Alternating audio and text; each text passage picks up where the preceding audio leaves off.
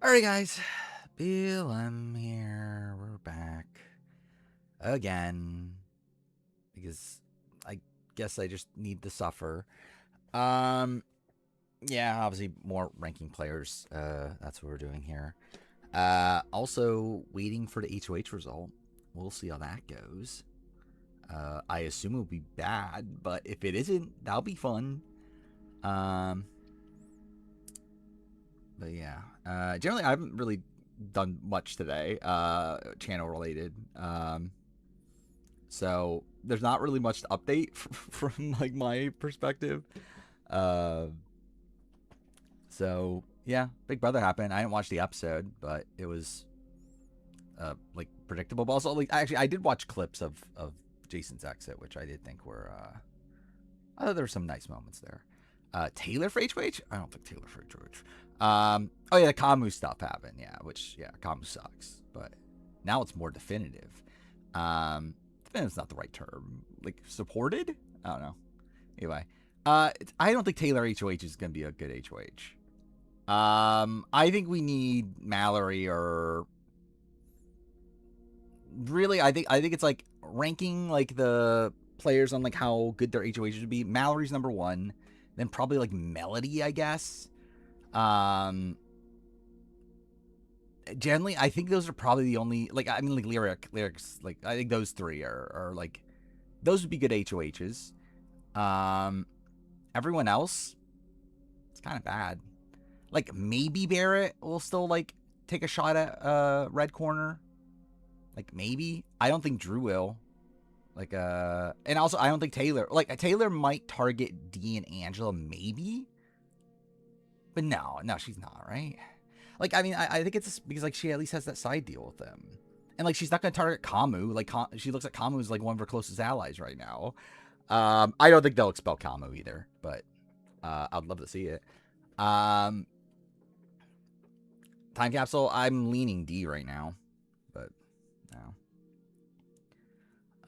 Andrew's the best person to win from the other side.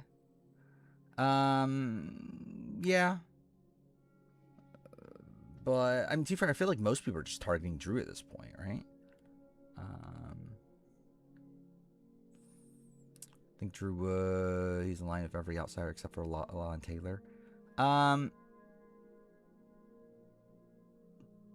I mean, like he might take a shot at like Chuck or something, but I don't know.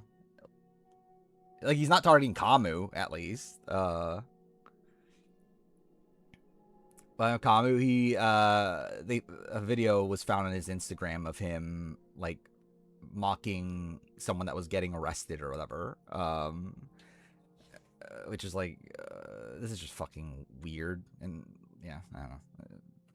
Yeah, Kamu sucks. Um, but yeah, he made a George Floyd joke in the process also. Um, and yeah, his Insta likes were way bad. Like but yeah, again, Kamu sucks. I don't think Big Brother's gonna expel him. Like they just don't do that. I would love for him to do that. I wouldn't be opposed. We don't know. You know, I think feeds went off like an hour or so ago. So soonish.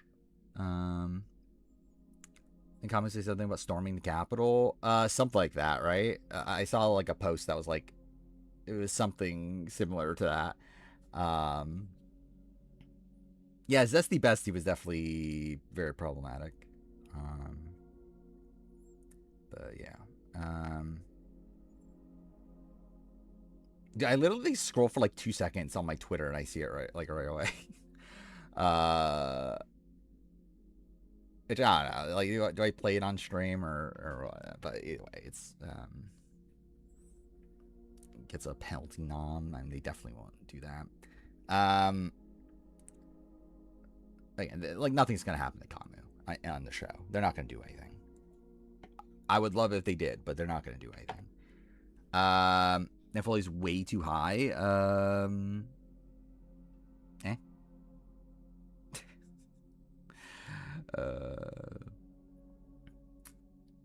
It was a new comp. That was interesting. I didn't actually watch the comp yet. Supposedly it was like super super close. Like I saw the aftermath of like when they announced the winner and like Jason falls to the ground and everything. That's a Mallory eating Kelly's nachos. What, and just winning a blockbuster? Or being a nerd that wins the blockbuster? I guess that is Kelly's nachos. Yeah, I did listen to I did see the Jason interview, which that was pretty good. Especially like him being told that he was in the top 3 every week, which is kind of surprising. I mean, maybe he would have had a shot had he stayed. All right, a tiebreaker. Yeah, it's like I don't think it was actually that close. Also because like Mallory also like didn't even get to submit the one that she was like running there for also, right? But yeah, either way, I don't think it was actually that close, but at least look close. At least Jason gets to listen to Ariana Grande's album. Sure. Cool. Yeah, but I mean, I feel like that's like different stakes though. Like for producers, it's like they have no fucking vested interest in this. They're just like trying to, I don't know. Like obviously with Jason and like Mallory, like this is like life or death in the game for them. So I don't think that's that big of a deal. Jason worst player BB28 probably, yeah. I don't know if I would be good, but I don't think I would be bad at this comp. I don't know. Yeah, at least Jason's away from all the bad people. One of the worst players ever. I would not agree with that. As in, like, I don't think he's like bottom 10 or something like that. But like, I mean, we can fucking do it. I mean, I literally have the thing open. Yeah, like Jason, like, I'll probably give him a dark red. Like, yeah, he's pretty bad. But like there is upside there. I mean, he did have a decent amount of allies. He at least had a good read on the house. I think he did do good work with Drew this week. Again, like he's not an awful like there's like not no merit to him. Like he's better than like Frenchie, Devin Shepard, Audrey.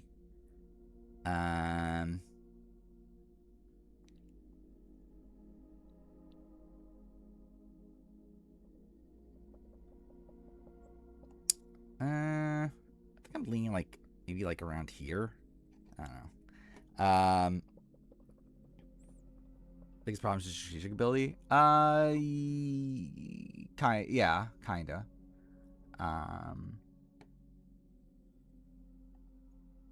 Let's see. Yeah, I would have him below Ashley.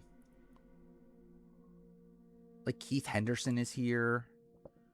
Like I think bare minimum, I'm looking like here. I think. Like even if Jason if we're talking about like Jason was again safe week 1, he would have gone home if he didn't, or like if he wasn't safe there. It's like, well, if he did, then he's just this. But he's also a player that got to stay after that and like did a couple good things. So it's like, man, I feel like he's like, yeah, again, somewhere around here. I think I could argue like Brett Champagne. I think that's probably like the,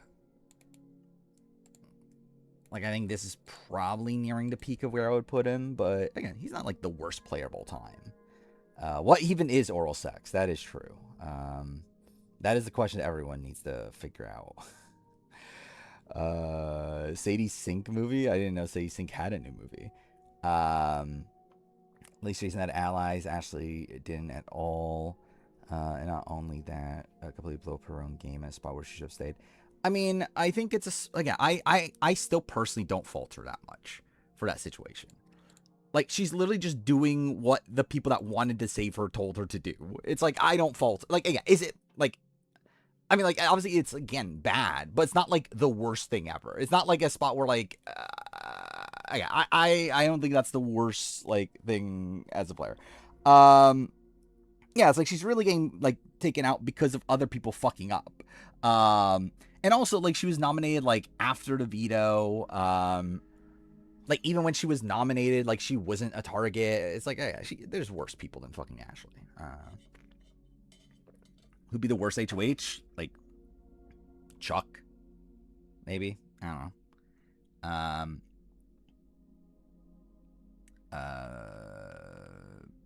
Yeah, probably Chuck or Haley. I think a Drew HOH would be like really frustrating. Because I could see a world where like Devins and Kamu get Drew to like put up like Taylor, Lala, and whatever.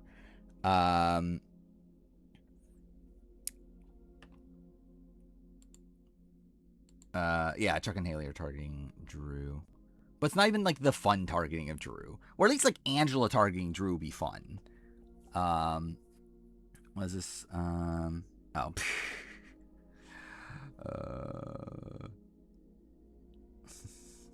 Okay.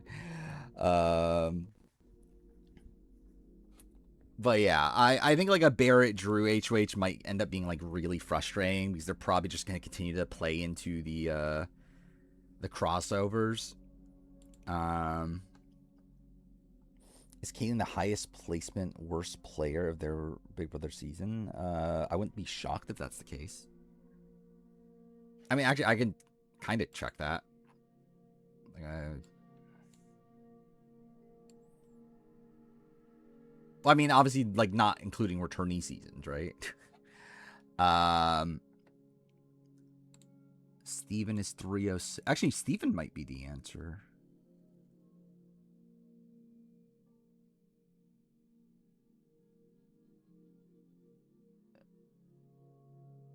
Yeah, Steven's actually the answer. From BB10. So that's something. It looks like next highest is Luke, or not Luke, Pooch. Which is, that's kind of weird. Actually, Kelly's also fairly high too. I think Kelly's like, which also like, I guess that's fair because Kelly got like 7th place or whatever, but like still, but yeah. Bottom of 19, yeah, Megan is. Who's a better winner to never return, Andy or Cole? Andy.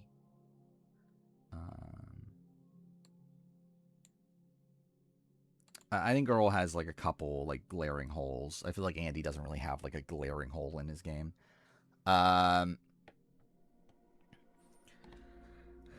You literally you could just see the chart. It was literally there for like a good like 30 seconds. Bella. Actually, that's not even the right one, but it's still Bella.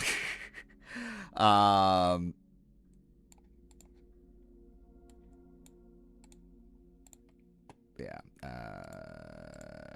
All right. I think we'll continue on the player ranking. Yeah, I included David. David again. Like, I mean, again, when it comes to the returning player, like players that play again, like this is them in the grand scheme of things. So like this is David adding in 22. Which is funny that he's still third from the bottom even after Eddie. Dude, I have David still below Ovi, like post 22. That's kind of funny. I didn't even realize that. Along until new HOH, probably will be soon. But anyway, was there something? Oh yeah, there is a comment. I technically don't really need to look it up because I remember what it is, and also it's actually like not that relevant right now, but like it will be in a second though. But yeah, I mean, I guess we'll officially start the player ranking for the sake of the VOD. We'll see how this goes. Let's see. This, do I stand by Lisa being worse than Matt? I don't have like a major grievance with that. Yeah, the only comment is Eric from China feels similar to Adam from Cook Islands. Both made it far despite being in the minority. and would have been in a great position had they had the numbers. I agree with part of this. I don't agree with all. I think there is a pretty big difference between Eric and Adam in the fact that I feel like Adam is more like actually screwed to be in the position he is in. With the like bottle twist of it all, and then like the god idol of it all, which I guess the god idol you can kind of shoo away a bit, but again, the way I view it is I feel like Adam is someone that I look at as more screwed than like an Eric. And like obviously Eric doesn't necessarily do anything like wrong social strategy wise to be in that position. It's just him losing challenges, but like it's still a spot where like he didn't really have much like hope. Or like Adam could have been in a position to actually go on the win, but I guess that's debatable. But I it feels different to me. I think maybe they should be closer though. Adam lost the numbers. He lost a number that wouldn't have mattered had the bottle twist not happened.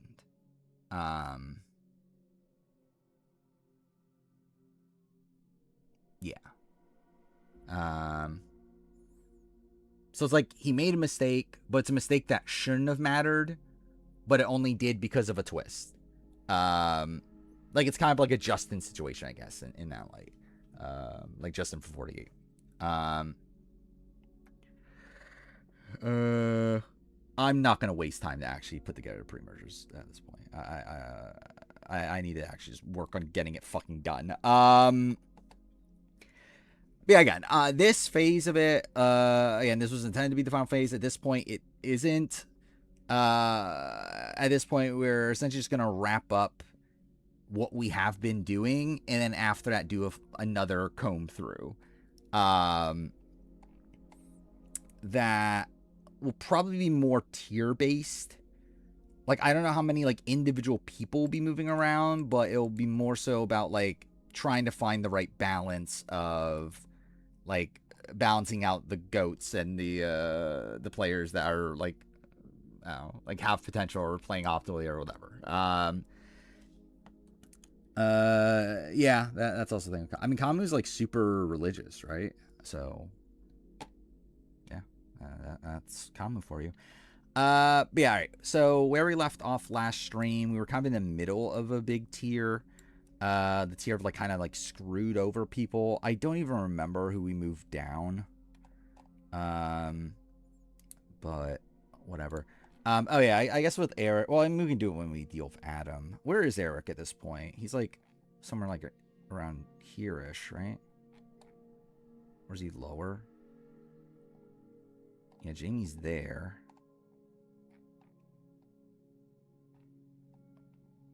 I thought I had Eric above Jamie, right?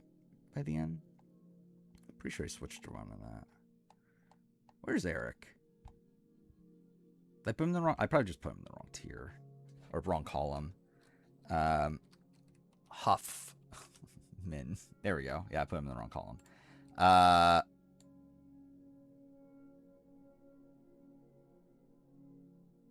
Yeah, so he's here. Oh, yeah, with Rhino. That was kind of a thing. Yeah, I feel like I'm more likely to move Adam down than like I feel like Eric. Maybe I can move Eric up a bit, but I feel like I'm more likely just to actually move Adam down. Yeah, it is very fine. And my top 2 winner picks are already gone.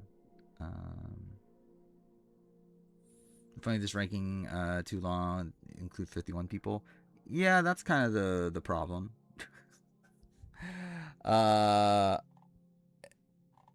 Straight up at this point, I am thinking I might have to release it a week later than what it's currently slotted for. So, or like start releasing it. And also there's a world where it's not actually fully out until like right before 51 finishes at this rate. So that's something. Yeah, Lyric would have been a pretty decent pick at this point. But, oh well. Let's just deal with all these people at once. So we got the rest of that tier.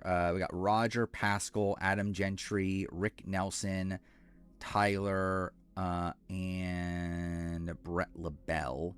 I think gut instinct-wise is that Brett and Rick probably stay up here. Roger and Pascal are kind of debatable, and I feel like Adam and Tyler probably move down a bit. Let's see. So, okay, wrong thing. This one.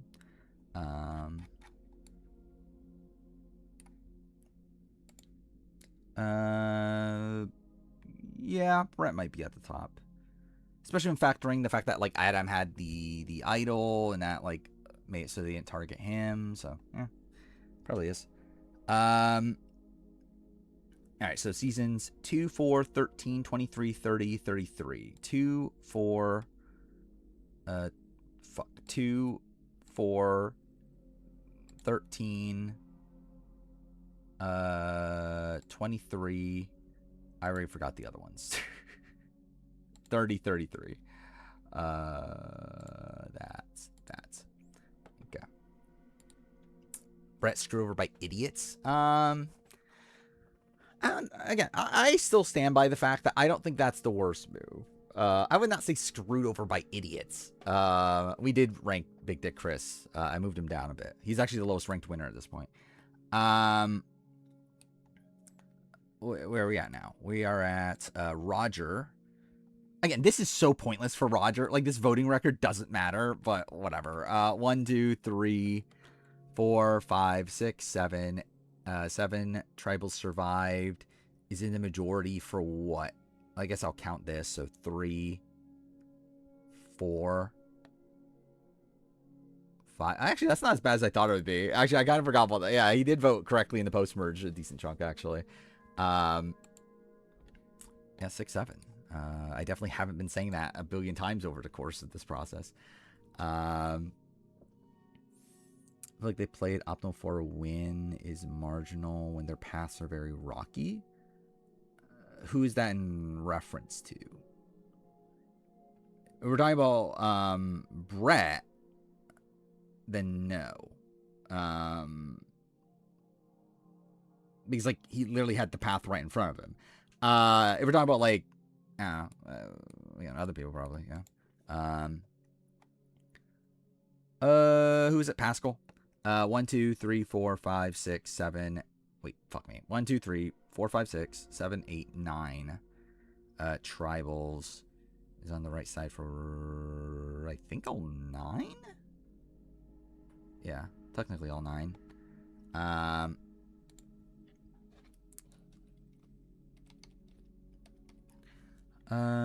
Says the player, not the person. Well, what is that in reference to?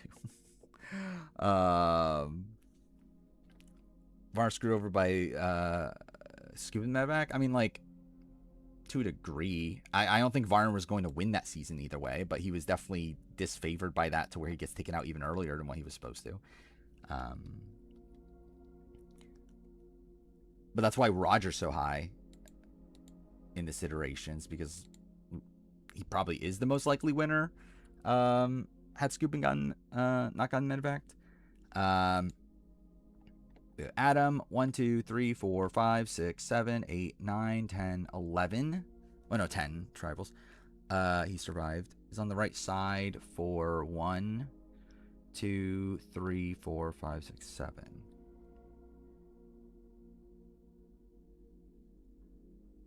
That was 7. Wait, what was that? 7 out of 9, right? I already forgot. Fuck me. No, 7 out of 10. 7 out of 10. Again, this doesn't matter, but whatever. It just, like, generally, it's just a thing of where, like, it would bother me to not do this, even though it actually doesn't matter anymore. Like, this definitely does not play, like, much of a factor in anything, but whatever.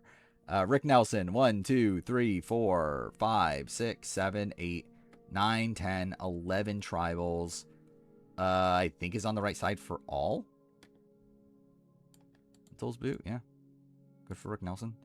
Oh, I see an update. Is that? No, that's not an HOH. Fuck. Scuba's Medevac isn't as impactful because of his actions post-show. Are we talking about, like, as a moment on the show? Yeah. If anything, it's kind of satisfying nowadays. Who are we looking at here? Tyler. 1, 2, 3, 4, 5, 6, 7. Actually, we'll include this because he was technically on the majority. So 1, 2. I think it's 7 out of 8. Well, like this was a split also, right? So yeah, so I'd say 7 out of 8. Fuck me. And then go to fucking no fill, thank you. Then we got Brett LaBelle, who 1, 2, 3, 4, 5, 6, 7, 8, 9. No, 8, 9, 10, 11, 12. Goes to 12 tribals. If I remember right, has a spotty record, but we'll see.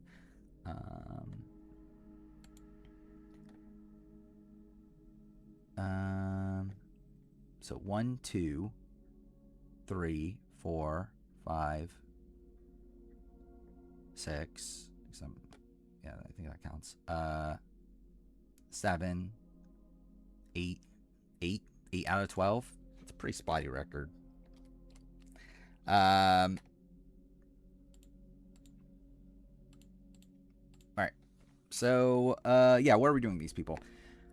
Again, like Adam's someone that I feel like I'm very much willing to drop him down. Especially because, like, again, I think Adam was screwed, but I don't think Adam was particularly likely to win. Where, like, these players were screwed to some degree. Again, Pascal's Pascal. But, like, they were screwed and they were likely to win. And they were, like, in the end game. Rick was not screwed. Whatever. You get that point. Actually, too bad. Rick was screwed out of being in the Final Four, I guess. He was screwed away from being, like, one immunity a win away. Was probably going to win. I think that's what the assumption is. I think I would lean Poverty. Like, I don't think there's, like, it's not, like, super definitive, but it is a spot where, like, they did not like Candace and they did not respect Adam, so I think it's just assumed that Poverty probably wins. And yeah, for the sake of this list, I am essentially looking at it as a Poverty win.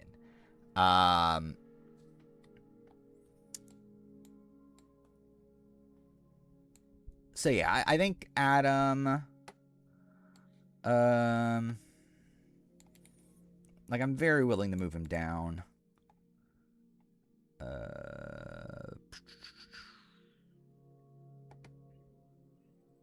I think this is like a first like consideration point. We do have Charlie there. I think you can argue a similar sort of case. I guess like credit for Adam, the fact that he was that he goes to way more tribals than someone like Charlie. But again, Charlie I think is more likely to win a jury vote than Adam is. But this is where like Elizabeth is, so like maybe that's like fine. I feel like that's not that terrible of a comparison, actually. Being kind of the like person you could argue was like screwed. And I guess to be fair, actually, like again, Elizabeth was screwed out of having more of a majority than Adam, because like Adam actually comes into merge with the majority and loses that, right? So like I actually think I probably give Elizabeth the edge. But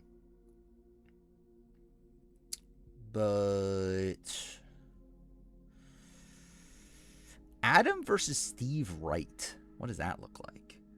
I think I'll give the edge to Steve, and I guess actually credit to Adam that he's actually involved in the Penner vote off.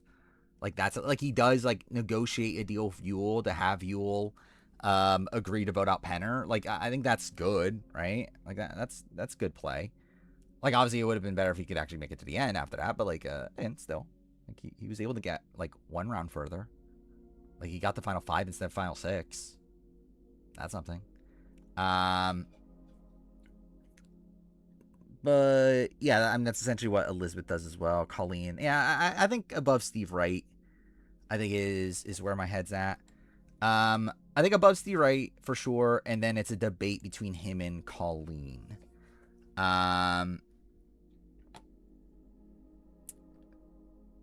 So, what are we talking about, Adam? I guess, like, yeah, to be fair to Ozzy, like, they I don't know if they actually would have bit the bullet and did it, but, like, they would have at least considered taking out Ozzy. Is this season a sequel to BB25? I think there's a lot of elements of it, but I have a lot less faith in the I have a lot less faith in Drew than in Corey to make a move. Yeah, it's like I don't know if the season's headed in a good direction. Where I think I was having probably more fun with BB25 by this point. But the first 2 weeks of the season were pretty good. I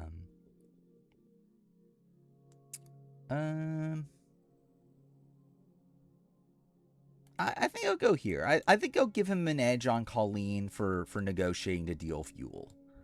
I think that's pretty good play there from Adam.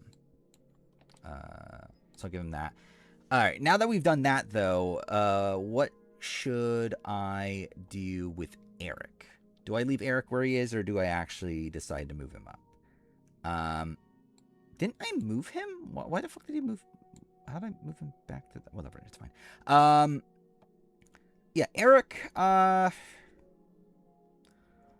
think the problem for, like, my view of Eric is the fact that I don't really see him as someone that was actually well positioned at any point. Just because I don't feel like Zanhu ever had a chance. And, like, technically, Eric had a chance to do something and then didn't at the James vote. But, like, even outside that, like, yeah,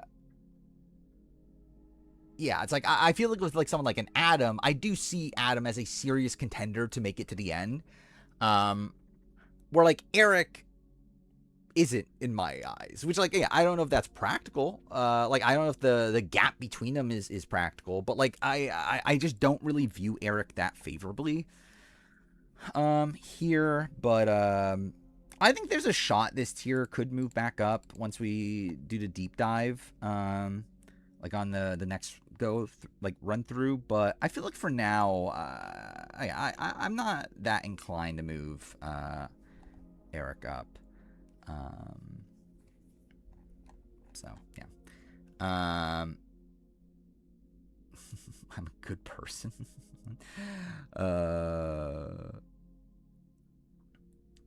Her father was a mailman. That is true. If only everyone had Stephanie to roast you. That generally, you probably don't want that, but still, that would be funny. Tyler Fredrickson, I think is interesting on where we leave him. He was out of the game at the final 7 in a spot where he did have some pretty decent allies. I do think he's someone that struggles to get to the very end, but had he not been idled out in that spot, he's in a decent spot to make it to what, like 4 maybe? I think, like, the real alliance by that point was Dan, Will, Rodney, but it wouldn't shock me if Tyler's 4. I do think he's a dead man walking in terms of being able to naturally get to the end social strategy wise. But I do think he was, like, sniped out by an idol in a spot where he was in a, like, decent short-term position. Where the people that, like, he was someone that was being targeted by the minority, but the majority weren't really looking to target him in, like, immediately. So yeah, where's that land him? Like, he is someone that if he gets to the end, I do think he wins. But I agree that Rodney cuts him. I just don't know when he cuts him. Like, I think he probably doesn't cut him until after, like, Carolyn is gone. And, like, maybe he cuts Tyler instead of Sierra. But I do think Mama C was the bigger target for them than Tyler.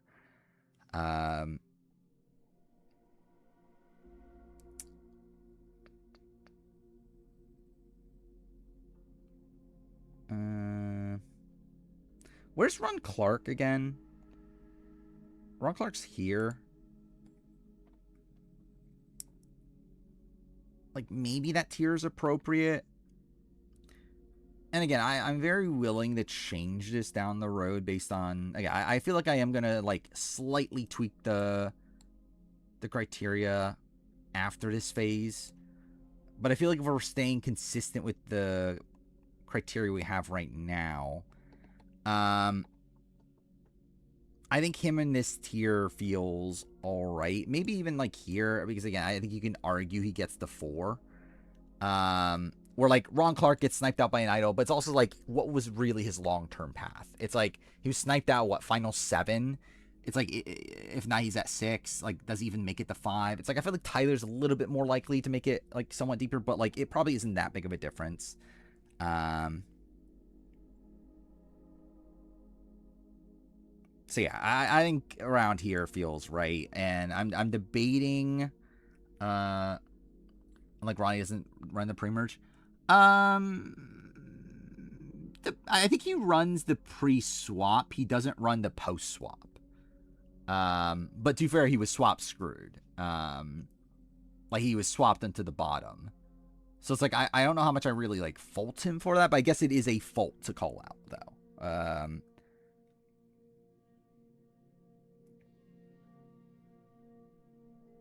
Yeah, I think I'll go below Ron Clark. I think it's pretty close, though. I actually think they're fairly comparable. Yeah,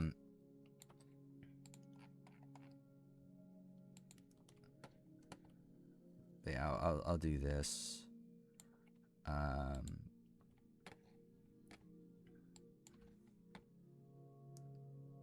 Dude, how these columns are so fucked. I don't know what the fuck I was doing. It's fine though. It doesn't really matter. Wait, no, it doesn't matter.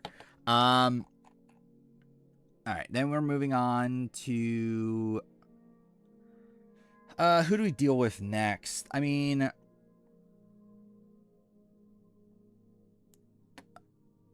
I guess we'll do Pascal and Roger. I mean, Roger's an interesting one because I think on paper, like, first instinct is that he's, like, closer to these players. But I think an additional thing with Rogers that he was screwed by the scoop in medevac. So I think that gives him, like, a little bit of a leg up. I just don't know what, like, how big of a leg up to give him. By the way, Dan Spilo's at 196 right now. That's insane.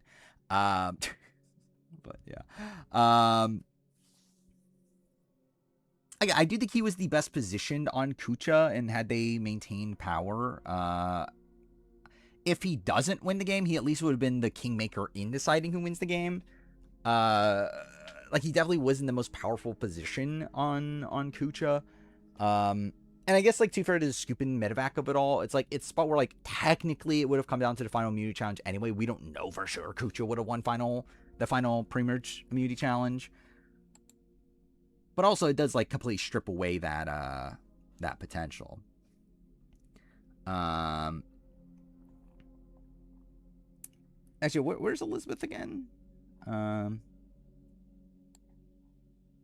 Yeah, the only person I don't have Elizabeth over in her tier is Charlie.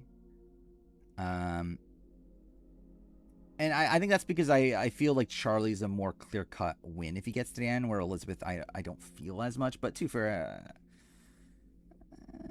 yeah, again, I could go either way on that. I don't really have, like, that much of a vestige. Especially because, like, Charlie's trying to get to the end with, actually, no, fuck it. I'll fucking do it. Because, like, for all I know, fucking Roger gives up his game for Elizabeth in the real-life situation. Or, like, in this situation, too. So, yeah. Will Spilo drop out the readjustments? I think Spilo will. I'm not sure Foley will that much. I don't know. It depends on like. Okay, this is the. I think we'll have this big discussion after we're done with the rank. I just want to get this phase done, so we'll do that. But like, I think after that, I think we're going to do this discussion on what the final criteria should be, because I think it's a spot where like, oh, yeah, I think we have to piece together like with like someone like a Foley, like the thing about Foley is that Foley's playing optimally, and he had a theoretical winning scenario that he was playing for. So like again, that is good, but it's also fucking Dan Foley. So I think it's like, how much do we take in consideration, like who, like not necessarily who they are as a person, but more so how they act around people. Like again, how confrontational they are, like aspects like that. I think we have to like talk it through, like how much that should factor into things. Because I think that's like a thing that like it causes a pretty big shift, I feel like, for like someone like a Dan Foley, someone like a Philip Shepard. Like I think some of the people that did rise the most in this phase, it's like the criticisms with them are the fact that they are the person that they are. And again, they are like confrontational figures or whatnot. We talk about the Camus thing. Camus sucks.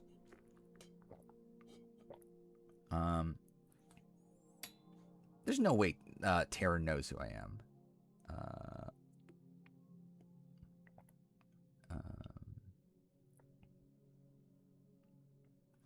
Anyway, if Barbara and Amanda tied in Micronesia, would they both be in the winner ranking?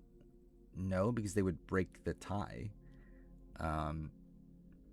Or are you saying that would I do it because of like, because I would view them both as winners? No, also because like Dom, I don't have my winner ranking, so would it be lower because of the tie? I think you'll play a factor into their win equity for sure.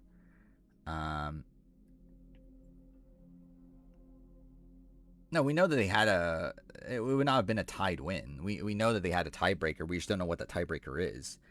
That is true. Dan Foley was a very nice guy. He perfectly handled Shireen. Yeah. Who are we at? Well, I guess Roger and Pascal. So yeah, Roger, generally I kind of want to leave him like here. I don't feel like that. Wait, by the way, oh no, Ken is there. Never mind. But anyway, I think it's okay. I think the struggle with Roger is that Roger like still makes it to final 5 in his worst case scenario. Like even in this bad scenario where things go wrong for him, he still makes it to final 5 in a spot where he likely wins if he gets to the end. I don't know. I guess I haven't really thought that part of it through. Let's see. If it's Roger versus Tina, like where do votes go? You got Colby. Actually, no, I think Roger just wins, right? Maybe. Okay, let's see. Colby, Keith, Elizabeth. I think Amber votes for Roger, and then you have Alicia and Nick. So yeah. Jerry probably still votes Tina, probably in that spot. I don't know. But anyway.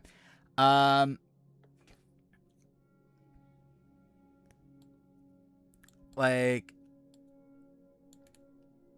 and I guess that is fair for Elizabeth. Elizabeth does also make it all the way to Final Four, so maybe, I don't know, maybe that is a spot where maybe I boost her.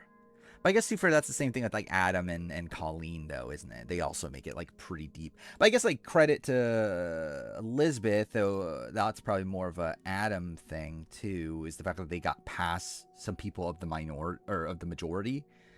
And I guess, to be fair, Colleen was going to also, wasn't she? Actually, this kind of bothers me. Should I put Charlie at the bottom of these 3? It kind of bothers me to separate them. Like Elizabeth, Adam, and Colleen, especially when like Charlie's the first picked off of his group, and he doesn't leapfrog anyone. Where like Adam leapfrogs Penner, Colleen would have leapfrogged Kelly. But I guess to be fair, that's more of an anti-Kelly thing. Um, but yeah, I think maybe that is a thing I do here. Is Charlie here with Steve, and maybe they're like their own sub tier of people who have simped for somebody. um, and then you have Elizabeth, Colleen, Adam. June's kind of annoying on Twitter. I'll be honest, I haven't really been paying attention.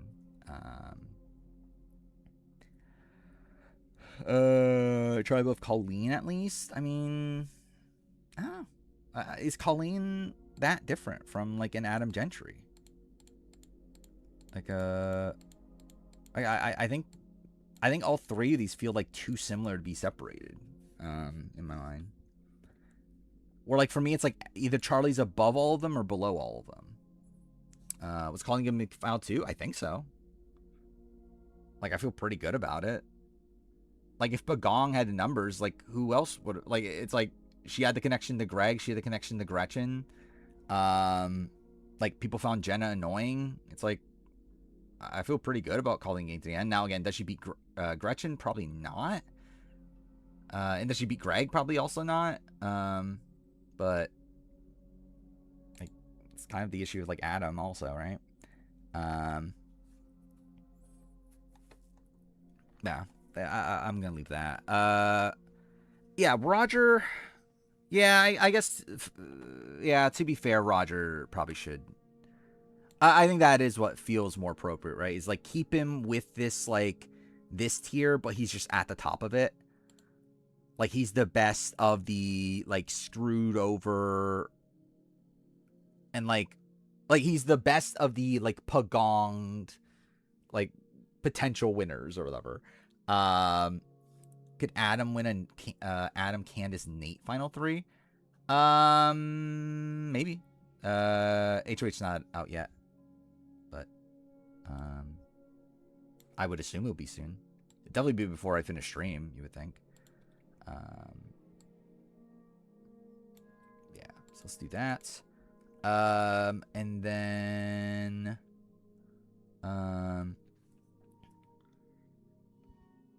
next final five, none of the rest are close. I mean, like, I guess it's a spot where like none of them leapfrog another, which I think that's a fair thing to say. But I feel like if that's the case, then like, then these should probably be even higher also.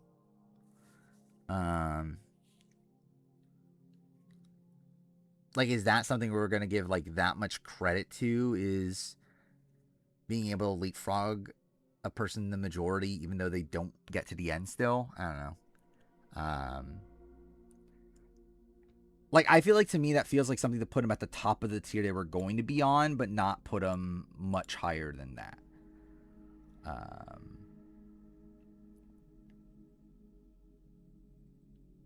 Though I think with Roger it's a kind of interesting because like he has the leapfrogging and he has the scooping thing. So I think that's actually something that would make me consider it more, is that he has like kind of two of those things together.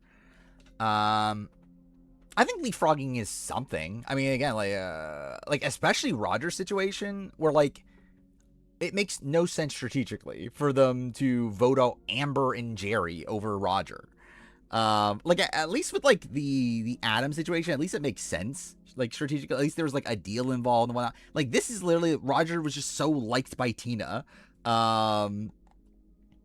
It's season 2. Yeah, but I mean that's fucking like any like again like everything has their own like different like bias on like it would have happened because it was this season or whatever. Like it's still a thing that happened.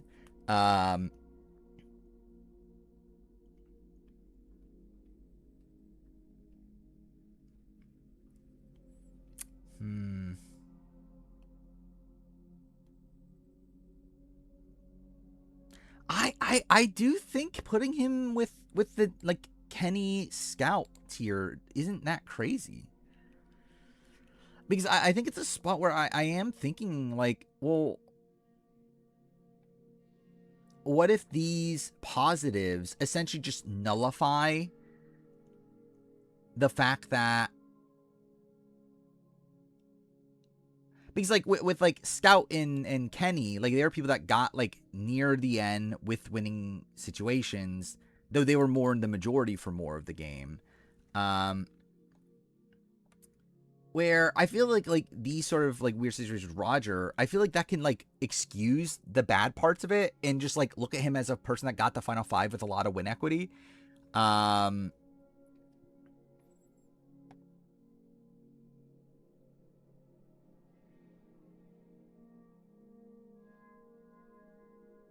especially because we have like fucking Alicia Rosa here. Um, which is like generally, I think Roger's a better player than Alicia Rosa. But Roger again. That's why I'm saying though is that Roger had a path if the things that again like it's like two folded of being like, or I guess the screw's not twofold, but still like the scooping thing screws him over to where he would have had a path otherwise. Um, which again like the scooping thing puts him like I actually no the scooping thing that actually the him just being on Pagong like a normal Pagonging puts him here. But him having the scooping thing screwing him over, plus also him leapfrogging, I feel like that is good enough. To kind of wash away the issues. And like just look at him as a final five boot that had a lot of win equity. And also still had like Elizabeth as an ally there. Um,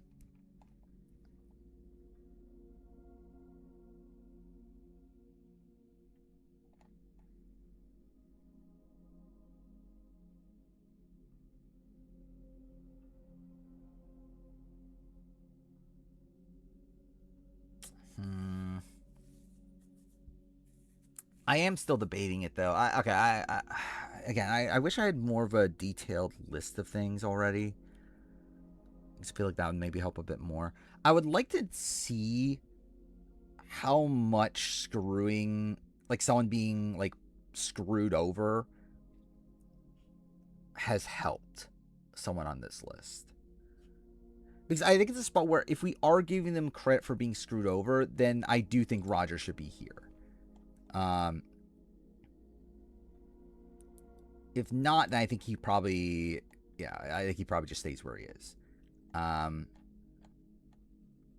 Where I think at that point it would be like enough to put him at the top of his current tier, but like not above that. If we do, I'm trying to remember what we did with. But then again, they were in like tiers of people that were also screwed.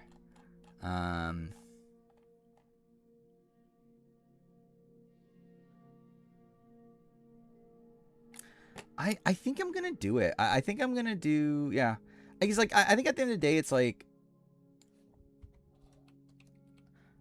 am I gonna really have Pascal that much higher than Roger? And like Rick Nelson, like generally like Roger's better than Rick Nelson. Like at least Roger had people actually wanting to take him to the end.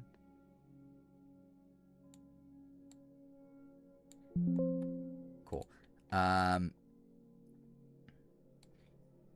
Wait, what? Oh, okay. It's because I moved this up a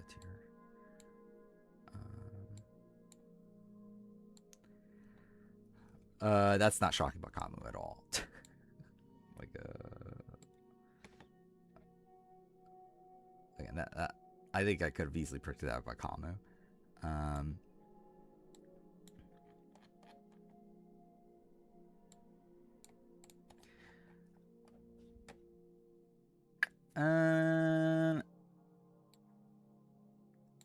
I think I'm gonna go here for Roger.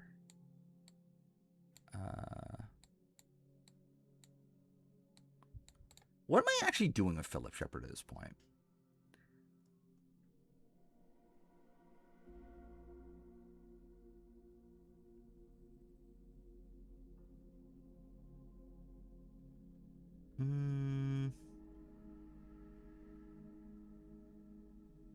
Marcus was screwed by a swap, but he wasn't as fundamentally like.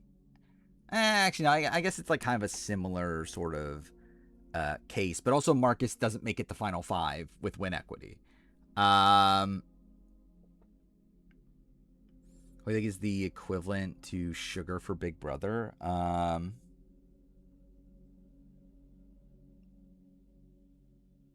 don't know, maybe like Allison. I don't know who is it. Yvette. I wouldn't say Yvette. Because like people are at least targeting Yvette. Like I feel like with Sugar for me, it's like Sugar's like a power goat. Like she's like the definitive person that like had so much control over the game, but only because like everyone knew she was a goat and she was like determining the winner. Like she was the kingmaker. I feel like that's not really Yvette. Um, because Yvette was in a lot more danger at points than like Sugar was. And I guess too fair, so was Allison. Allison was in danger at like Final Four or whatever. So, um,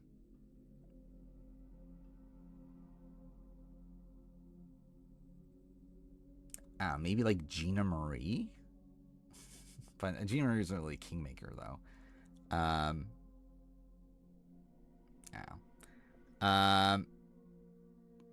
I don't. Adam did not get the Final Five with win equity.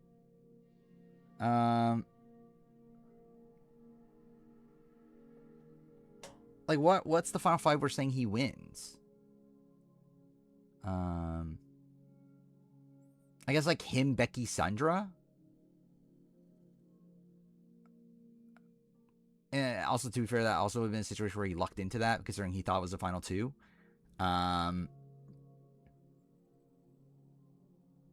But I guess to be fair, again, does he win the final two against Becky? It's like maybe, probably actually. Yeah, maybe Memphis actually. Memphis is interesting. Memphis in 10. Oh yeah, that's also the thing. Yeah, Vet beats Chanel also. Beats everyone final two. I don't know if he beats everybody final two. Like who's like Adam's getting what? Parvati, Candace, Nate. Like well, other like maybe Ozzy. Like I don't know if like Rebecca and like Brad's definitely not voting for him. Jenny's like, yeah, again, Jenny and Rebecca are like maybes, but I don't think they're like definitely voting for Adam.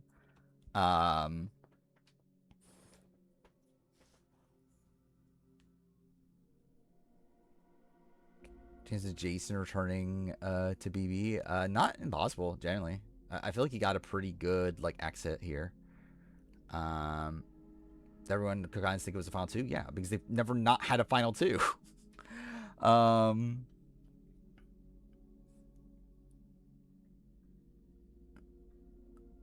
Didn't know people liked Adam this much. There actually is like I feel like there has been a lot of like support of Adam like when, in these streams for some reason. But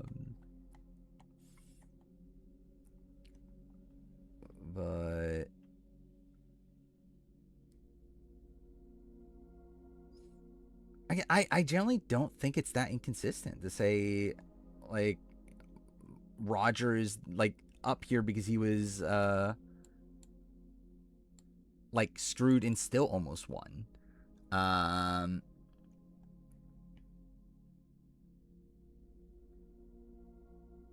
Because I generally don't look at Adam as someone that almost won.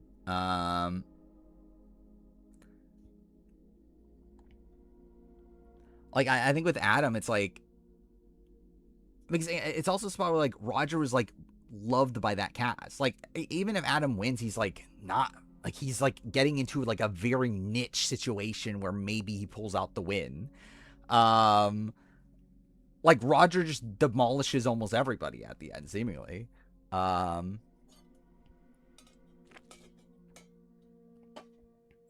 And like the only way I feel like the only way Roger doesn't win is if he lays down his sword and says, "Hey, vote for Elizabeth instead."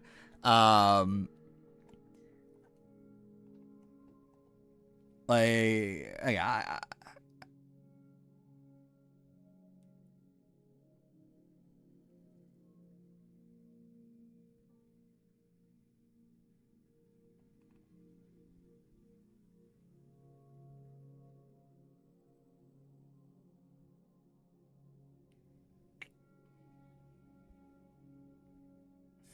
I'm considering something now, but I'm not sure if I actually want to pull the trigger on it. All right, What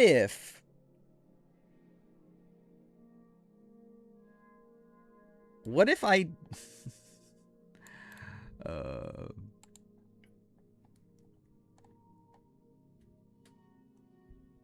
what if I did this? Um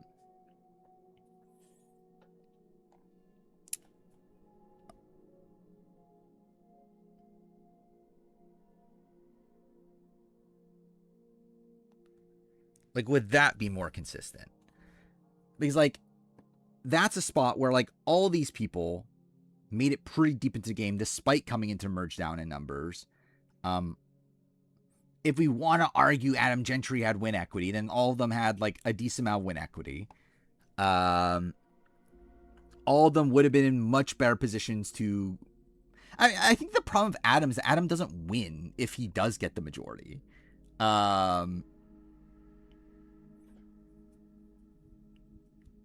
Like the thing is like because like with Colleen, I guess Colleen you could argue doesn't win either. Actually no, I guess you could argue that of Elizabeth also. Yeah, screw's not really the right term for Colleen.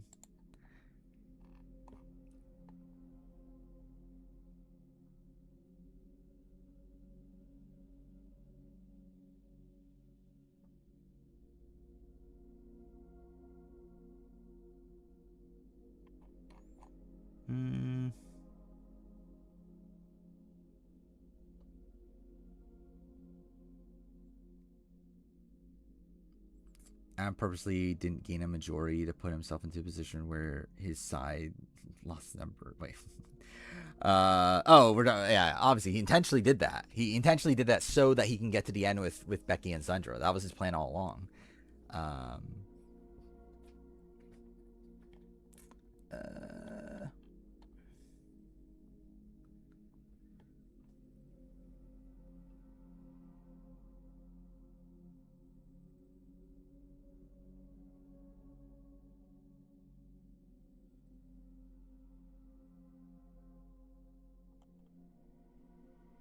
I don't think giving him credit for leapfrogging is that crazy, right?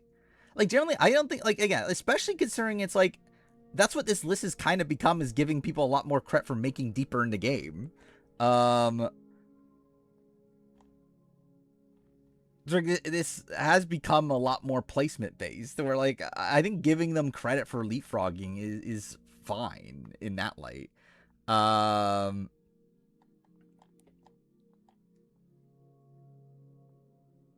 Like literally looking at it, is there anyone that doesn't make like endgame that is here anymore?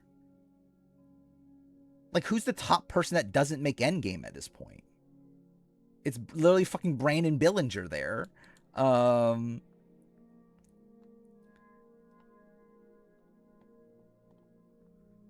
like Elizabeth gets the 4, Adam gets the 5, Colleen gets the 6. Um,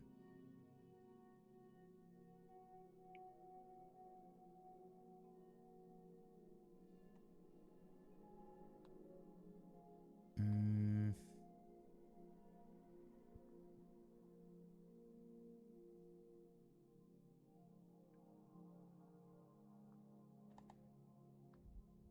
yeah, I don't know. I'm generally I am debating it. Um,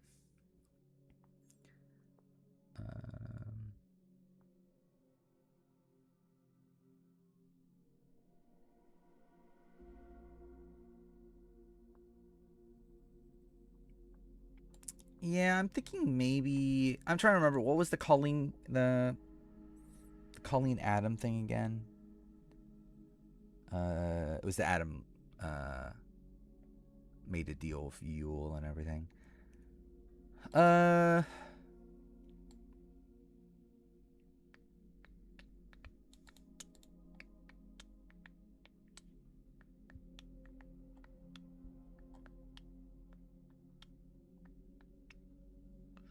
Okay. I think we're just gonna put. I think I'm gonna leave Roger down there for now.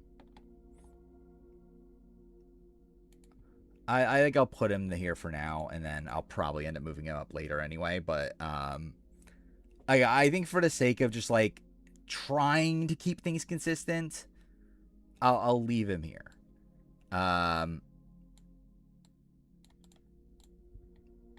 but I do think I'll probably end up moving him back up eventually.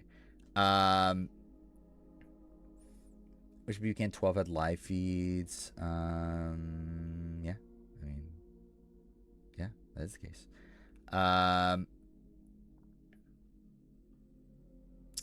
Being 5th and 6th of Pagongi isn't that much better than being 10th. Like, I guess, yeah. I mean, it's not that, like, it obviously it is better, but yeah, it's not like that much better.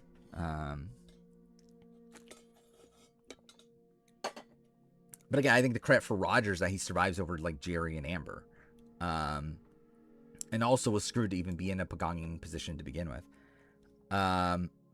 Yeah, Pascal. I think Pascal's probably here with Scout.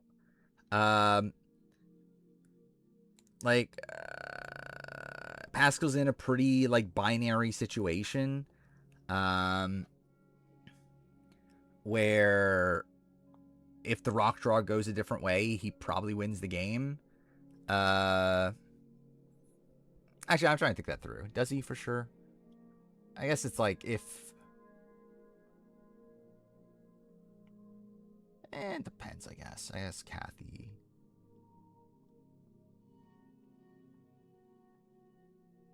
I think if Kathy draws the rock, he wins. Yeah, if Kathy draws the rock, he wins. If Nalia draws the rock, it depends on if Vesepia still throws Kathy under the bus or not, which I lean towards no, because I think she probably looked at Pascal as the bigger jury threat than Kathy. And then, yeah, obviously he goes home with him drawing the rock.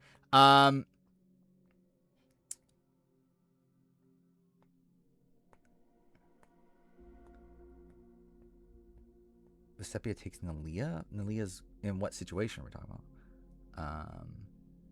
Like, obviously the assumption would be that Nalia wins final immunity. Like she did in real life. And obviously, yeah, Vesepia gave up immunity to give it to Nalia, but like we don't know how that actually would have played out. Like Nalia could have just won anyway. It's like, yeah, Vesepia gave up, but that doesn't mean that Nalia wouldn't have won anyway. What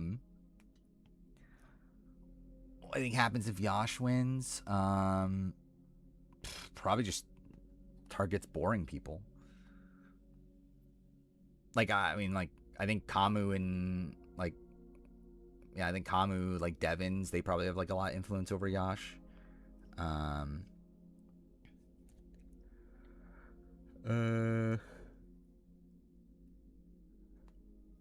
yeah, again, I look at it as a fairly binary situation. I also think Pascal had more win equity than Scout. Yeah, again, I think for the sake of this list, he's probably around here.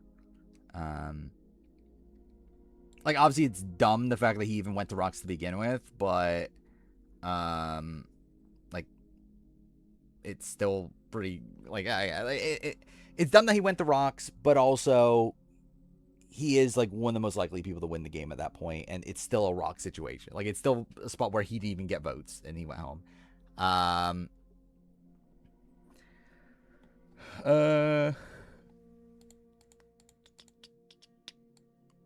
Rick, the Pascal win a challenge. He won a reward challenge. It was the one where you like carry a rock in the water or something. Like you push a rock up the shore. Actually, you also won a challenge with Sean, didn't he? Like the reward that they went horseback riding and everything. So he's won rewards. I don't think he won immunity.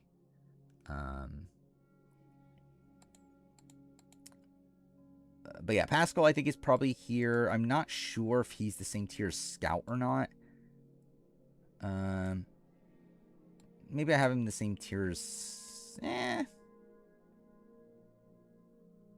actually feel like all these people are different. Like, these top four, I feel like they're all, like, not really in the same tier. I need to figure out what I'm doing with Philip. Okay, cool, hit the mic. I'm still not, like, 100% locked in on Philip. Yeah, I'm not really considering Rick screwed. I am looking at him as someone that, like, made the final five with a lot of win equity, though. I don't think he's going to be at the top of this list. Guess we'll see. I mean, like, he made the final 5 in a spot where he was meant to make final 4. Also in a spot where had Brandon not given up immunity, Rick probably makes the final 3 and possibly wins. I think that's probably more of the screw nature of it. But yeah, he did want Brandon to give up immunity. So it's like, it's not like, obviously that wasn't intentional in any way.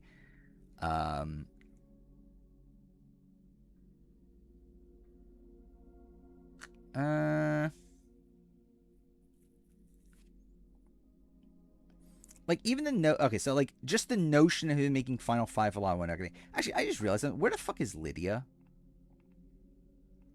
Like, it's too fair, like, Rick was also in the majority alliance the entire time. Lydia wasn't, but I think in retrospect, maybe Lydia's too low.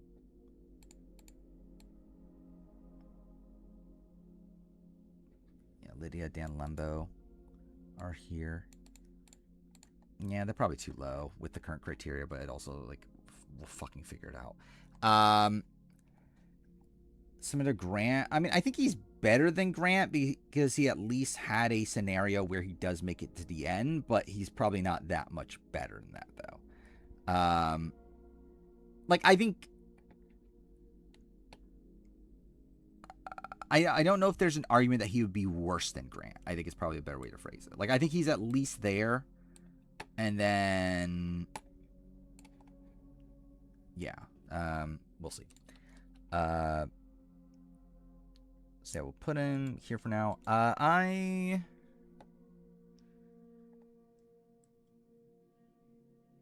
feel like he's, like, better than Sundra.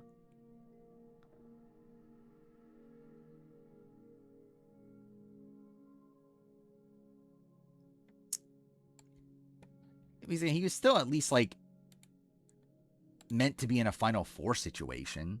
Like, even if we're talking about, like, we're not counting him as being screwed of getting to the Final 3 in the Brandon gives up immunity situation. Like, he still was meant to get the Final 4 with, like, a whole bunch of win equity. So, like, that's better than Sundra, who gets the Final 4 with no win equity or, like, very little.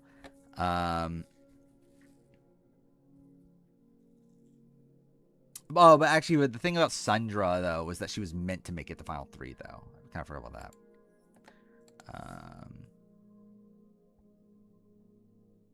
At least, yeah, that she got stopped by the Aussie. Yeah, okay.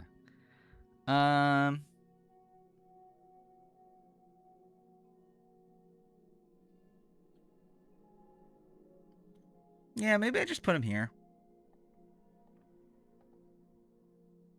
I think it's a spot where I think one of the factors that we're going to have to take a lot more credence to is win equity on the redo, to where I feel like maybe that leads to these being boosted over, like, some of the GOATs. But, yeah, I think for now, I think Rick being here is probably okay. Especially if we're leaving, because we did leave Roger there, right? On the, yeah, we left Roger, and yeah, because I think it's kind of a similar case where, like, I feel like Rick is, like, at the top of this tier because you can at least argue him being screwed by the Brandon thing. But I don't think it's enough to move him, like, further up tier wise. So yeah, can't wait for Common to get ejected. I wish, but it's not happening. Still no feeds back. Then we got Brett.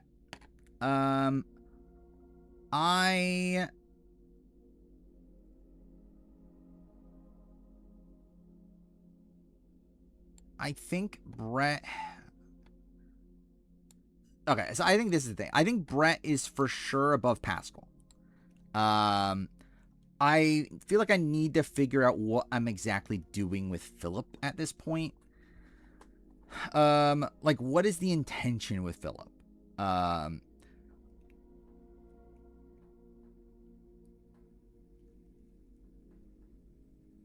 And Philip's tough because, like, he's a 2-time player.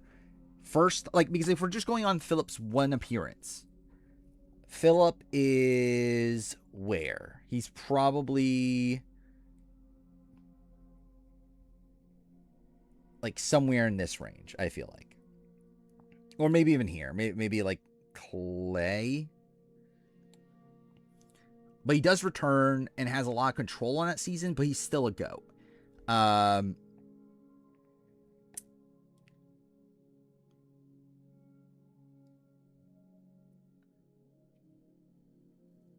There's be a video of Kamu saying a slur. I mean, wouldn't be shocking. Or it's gonna be like a knockout comp. I don't think it's gonna be a knockout comp.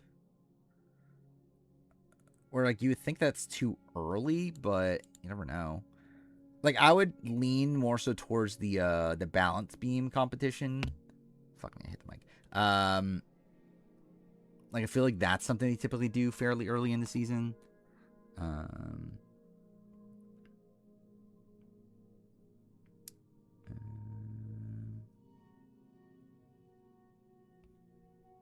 mean, I think people are just trying to find. Like, I think it's like a spot where again, like I don't think they're gonna expel Kamu either way. Like I like unless like it turned out Kamu like murdered someone, I don't think they're expelling Kamu for things he did outside the show. If he did it on the show, then yeah, they'll expel him. But like off the show, I don't think they're gonna do anything about it. But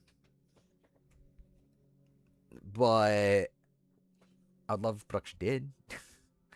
I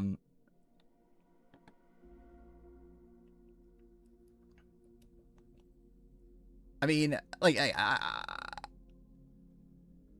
again, he did do something bad. Again, like, okay, like Kamu sucks as a person. Kamu is a piece of shit. Like he sucks. Like he he literally has videos of him mocking someone that's getting arrested, and comparing him to George Floyd. Kamu sucks. And also Kamu's like so many posts from like like anti-Muslim things, like gay things, like again, like Kamu sucks. I hate him, but they're not going to do anything about it. Yeah, Morgan says she contacted somebody. I don't think that's going to matter. Again, like yeah, she probably contacted someone in production. Are they going to do anything? Is even their call to do anything? No, it's CBS's anyway. Like I don't think they're going to do anything.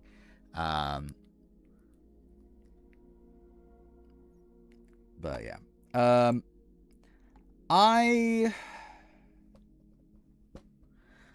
Maybe I do move Philip down is also a thing I do here.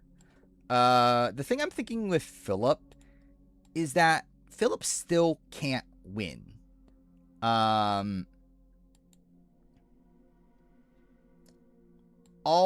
But I mean, I guess like to be fair though, Joe Hunter can't win.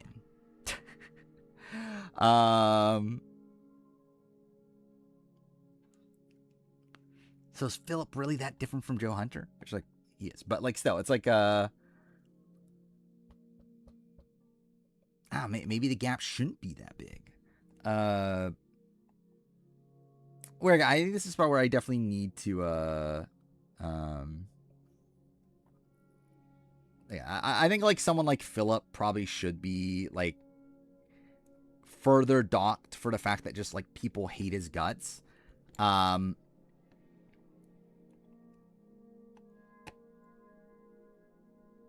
Tupert, that's even more than like a Dan Foley, right? He's like Dan Foley, it's like, yeah, he's very abrasive and whatnot, and like some people didn't like him, but also a good chunk of the cast did like him.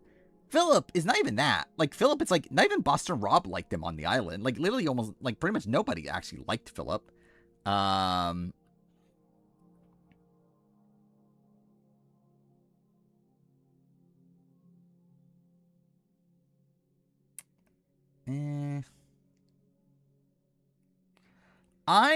feel like we'll deal with Joe when we get to it, but like I feel like Philip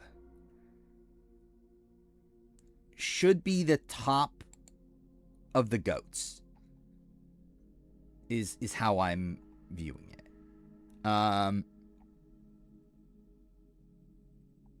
The question is, where's the top of the goats? Is it here? Maybe it's here with like Ken McNichol.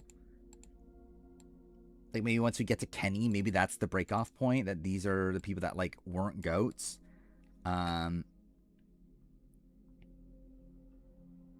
Philip is a top. That is true.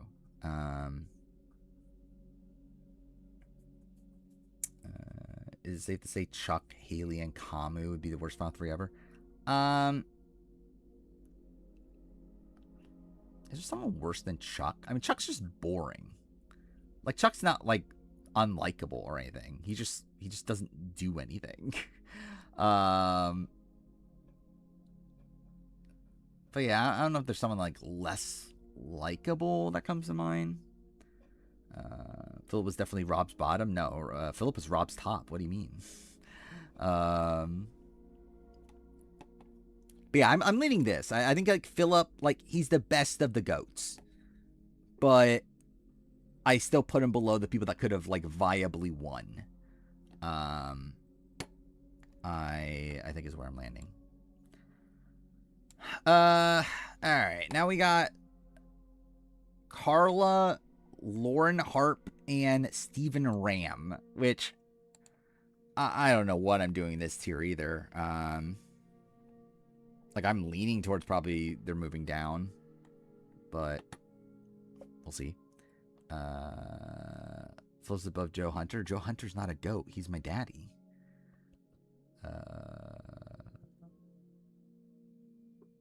But also, I meant Philip is the top of the goats that we've gone through so far. I think like Joe is better than Philip, but maybe they're gonna move closer to each other. I don't know. We'll see. But yeah. What we got? 43, 44, 49. I have not heard anything about spoilers, but also I'm not looking. The only thing I heard was that supposedly there was a 51 spoiler, but it was unreliable. I haven't heard, like, generally, I haven't heard a single thing about 52. And also, I just, like, I don't care, is also the thing.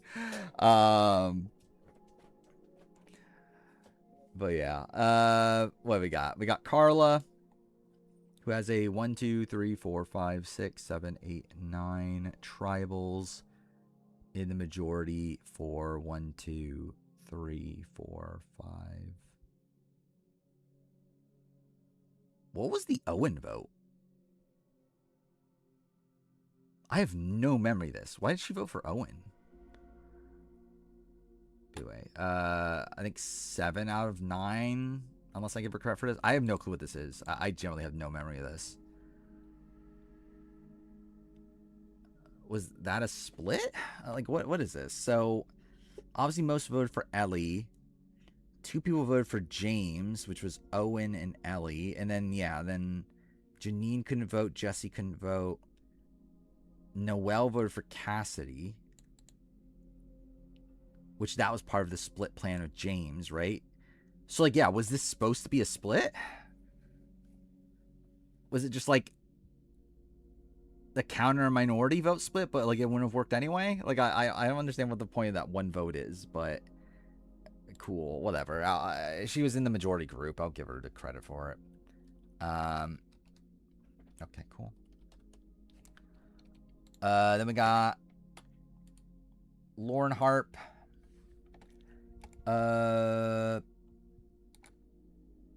One, technically. 2, 3, 4, 5, 6, 7, 8 tribals.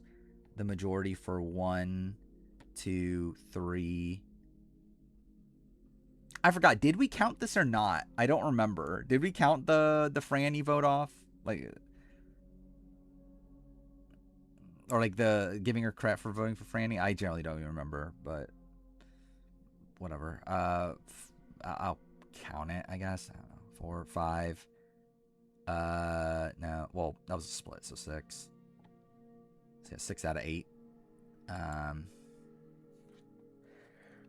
And then Stephen Ram. Lala HOH. What would Lala do?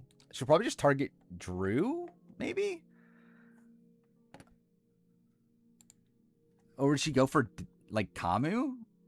Actually, she probably goes for Kamu, right? Yeah, she probably just goes for red corner. But I could see her being convinced to like backdoor Drew by the end of the week. Who was it? Stephen Ram. 1, 2, 3, 4, 5, 5 tribals. In the majority for 3 out of 5, which is pretty bad. Okay, so with these players, I think the main thing sticking out to me, like obviously these are all like end gamers in the new era that had a lot of win equity. And people that were in good positions at the beginning of the game that kind of crumbled like mid-merge. I think for Steven, it's a spot where I think I can give him like a little bit of grace from the fact that he was like screwed by MC being taken out in a split tribal, who's his like number 1 ally. Like I think that's like some grace to give him, but I don't know how. Like I think that's more of a like he's at the top of this than anything major, especially because like it's not even definitive of what would have happened otherwise. This team beat Savannah. I think so, but I'm not 100%. Like, it's close. Like, I think they both get a lot of votes. So, I don't know. What do I want to do with them? I mean, I guess, are they really that different from a Kenny?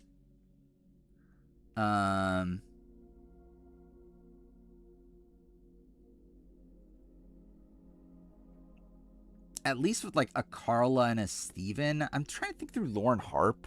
Like, she's kind of a weird one because... like, I feel like I know a lot less about her game.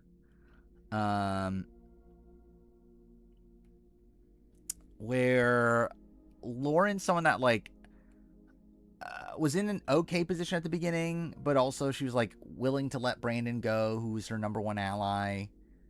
But then, like, after that seemed to be in a pretty good position. And then, like, post-merge, just, like, it seemed like she was, like, tied to Carson, but, like, that wasn't that good. Yeah, it's like, I think Lauren probably takes a dip. Because I don't think Lauren was, like, as, like, much of a person, like, controlling things as Kenny was. Like, I feel like Carla and Steven, there's definitely more of an argument for it. Like, Lauren, I would probably go...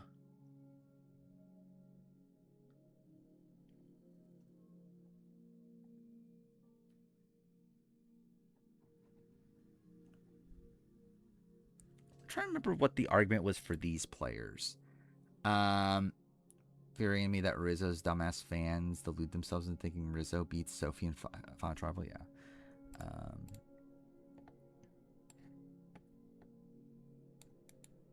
Especially considering, like, yeah, like, we've gotten so many interviews at this point to where, like, it's pretty fucking clear Rizzo does not win 49. Like, I don't know how many more interviews we need to, like, get proof that Rizzo does not win 49. Again, 50, I think you at least, like, okay, argue there's a shot he can, like, pull something out at Final Tribal. But, like, 49, it feels pretty clear that, yeah, he's pretty fucked. We say the jurors could be lying, but why would they lie about Rizzo?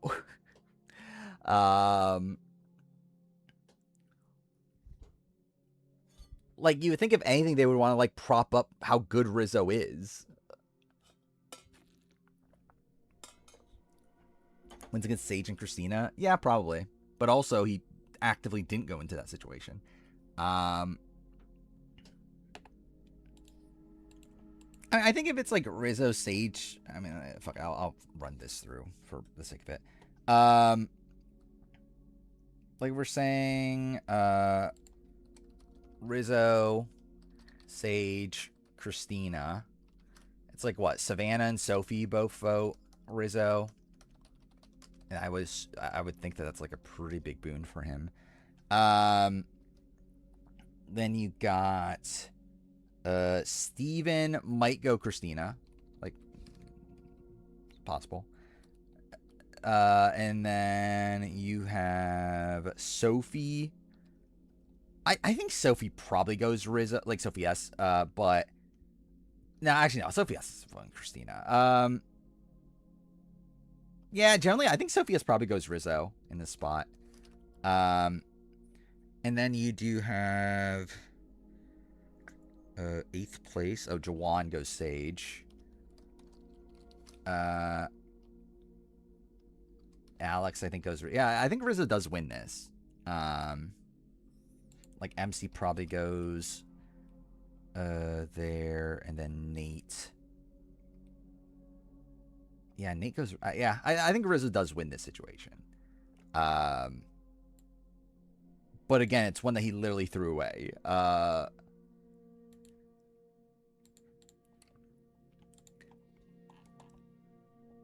was it Lauren Harp? Yeah, Lauren Harp. She gets the final 5 with a lot of win equity, but even then was trying. Like she enabled. I guess to be fair, that's actually Chris in this too, though. I was gonna say like she enabled like Carson for too long, but like to be fair, Grant enabled Rob. So, but I guess to be fair, Grant would have beaten Rob. Like Lauren probably doesn't beat Carson.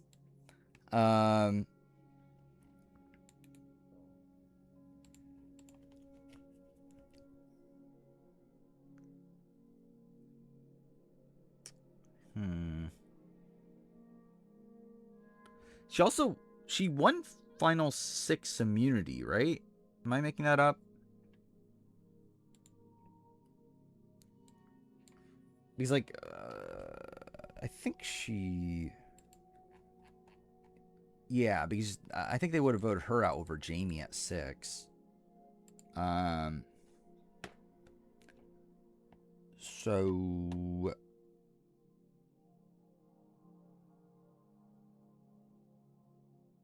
I think she's somewhere in like this ballpark. Is she like closer to like a Danny McCrae? I think for Danny only made the 7 without some sort of immunity. Sebastian is there. Mitch is there. Am I gonna have Lauren Hart below Mitch?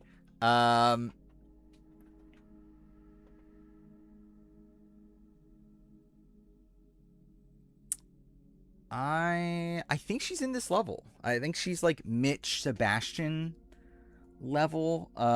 Probably closer to Mitch. I mean, I think both had like kind of a similar level of win equity.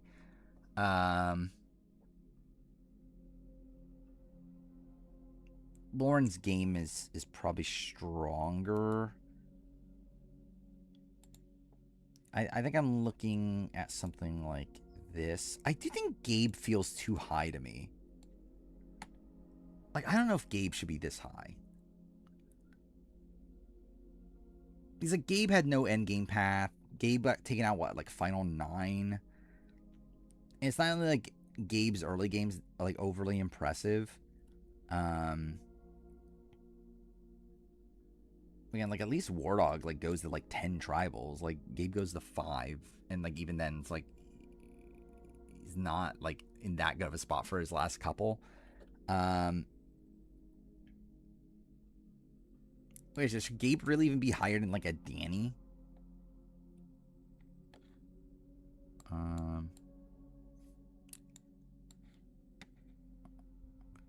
Yeah, I think Gabe should move lower. I think Gabe should be in this tier with like David, Danny, James Jones. I think that makes more sense to me.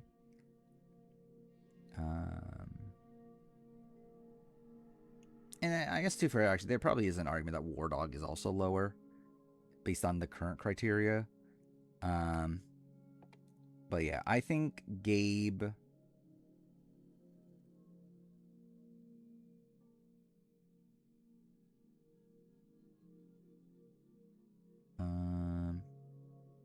Leanne.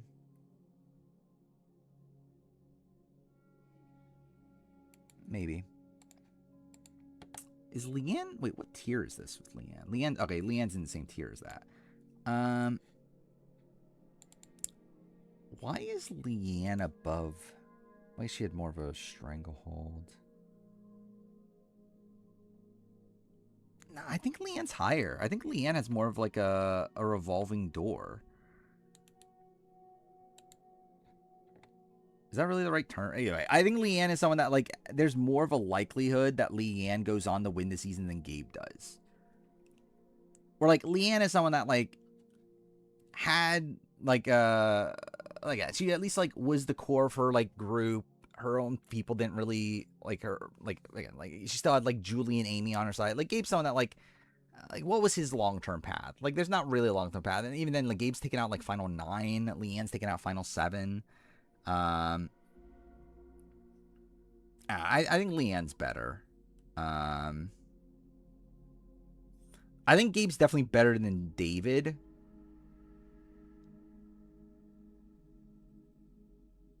I think him and James Jones are closer together.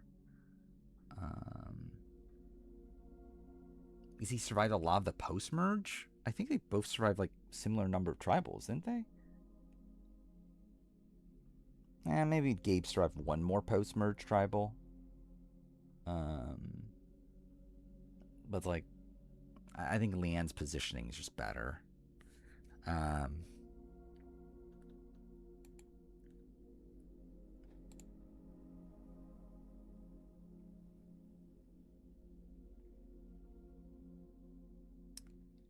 I'm thinking James Jones. I'm debating if above or below James Jones. James Jones, I think you could argue the split tribal kind of screwed him to a degree. I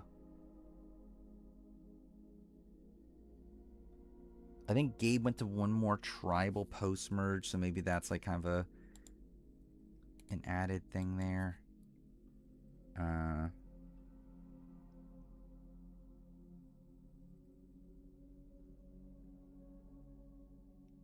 Then again, like the Tiana, like is the Tiana one even like one that I can really count as a post-merge tribal? Like really, that's more of like a pre-merge tribal than anything. But still, it's like I'll go with this. Oh, and I guess Gabe needs to be above. Actually, wait, Danny's in the wrong column anyway. Whatever. I mean, Leanne was also screwed by Amy winning immunity. So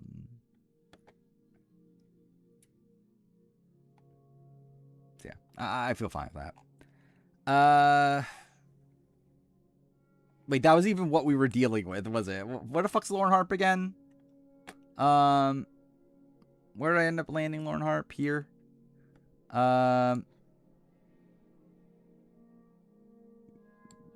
Yeah, I think that's fine. I think her and Mitch, and I think she probably had more influence on the season than Mitch did. Jags won HOH. I can't believe it. I've never seen that before. Okay. Carla. Carla versus Kenny, I think is not that bad of a comparison. Both made the final 5. Both had a decent amount of win equity. Both kind of lost control like right before they were voted out. I think Kenny plays worse, but also like I think there's points where Kenny played worse, but there's also points where Kenny played better. Like I think like Kenny has higher highs and lower lows than Carla. But I think the problem for Carla is I don't know if Carla ever had a endgame path. Like where she had a whole bunch of win equity. I think like outside of Cody for most of the season, I think she probably has the most win equity, and I think Jesse kind of like takes some of that at the end. But still, I think Carla, had a whole bunch of win equity and was able to still get the final 5. But I don't think really anyone wanted to go to the end of Carla. Or at least with like, and maybe James, and probably not though. I don't think James is going to the end of Carla. But still, I think with Kenny, at least he had like Sugar, or not Sugar, fuck me, Crystal. I mean, wanting to go to the end with him. And then there was a point where like he had the Maddie Sugar trio. So yeah, I think I am probably leaning Carla lower. A bit.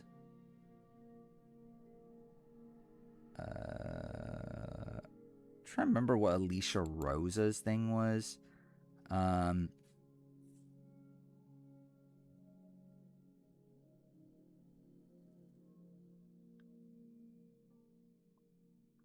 Again, she gets the final 5 with a lot of win equity.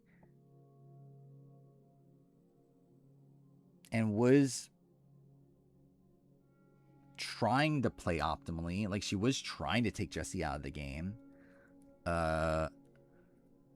Even like last second, she actually like, again, like in her boot round, like she tries to get like Jesse to play the idol on her and snipe him out of the game. And again, that's something. I think I'm leaning here, but I want to look back on these people.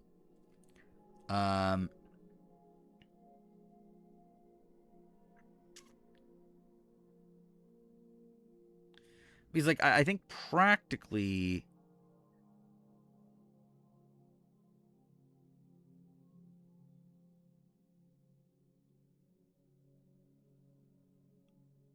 I mean, I guess, like, I don't know. Because I think it's a spot where I would give Carla more credit for how she, like, navigates on the season. I think she's, like, running the game more than, like, a Grant and a Carter are. Like, I think she is, like, in more of a power position than them and still gets the final 5.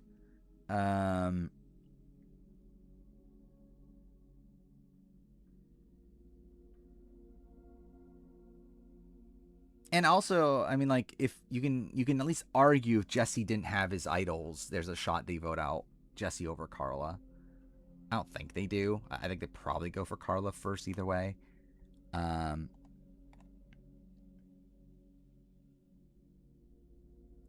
Yeah, this is a weird one because like I feel fairly confident that post changing up the criteria that Carla is probably going to be around here. But before changing the criteria, I think it feels more consistent to have Carla like here. But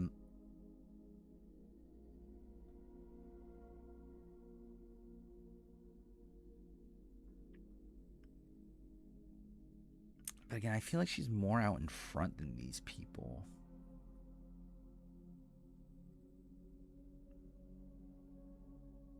I guess to be fair, like these people are out in front too. I think okay. I generally I think something I'm gonna do on the next run through. I think I might try to keep a structure somewhat similar to what the list was before this.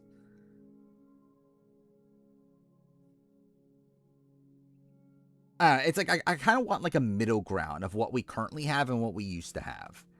So like I feel like this probably takes it too much to the extreme of favoring people that just like make it deeper into the game. But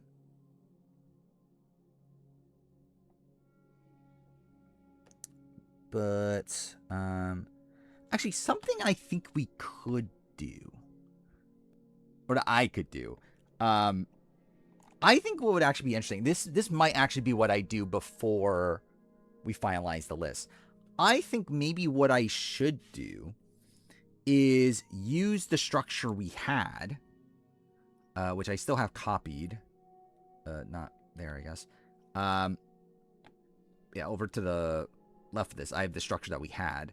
And maybe use that structure to formulate a list with that criteria. And then, like, compare the two lists.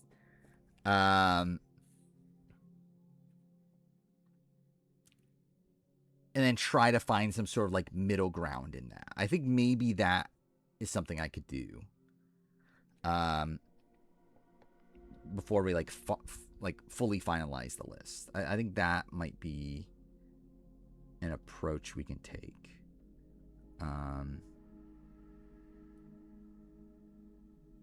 But yeah.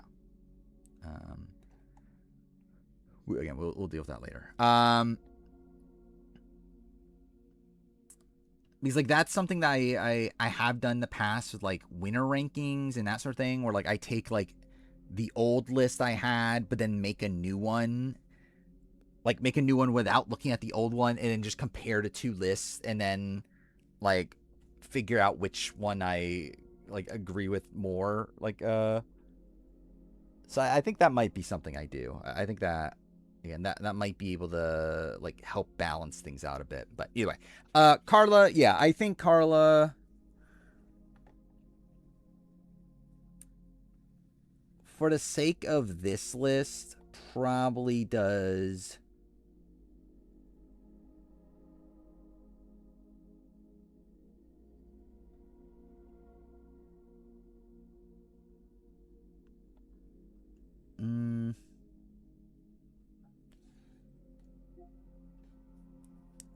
Where does she go? I'm thinking more that okay, let's just put her here, like not actually, but like just put her there for now. I actually feel like maybe there's an argument that Rick, Carter, Grant should be below this tier. Because like with these players, the game did play out in their better case scenarios, right? Because like aren't these players more aligned with like these players? Like these are players that had potential had their sides came into merge with numbers. That's kind of more of what this is. So like it feels weird to have this like kind of middle ground of people that were in the majority. So I kind of feel like maybe that should switch and go for something like that. And then like Carla, yeah, somewhere in this range. And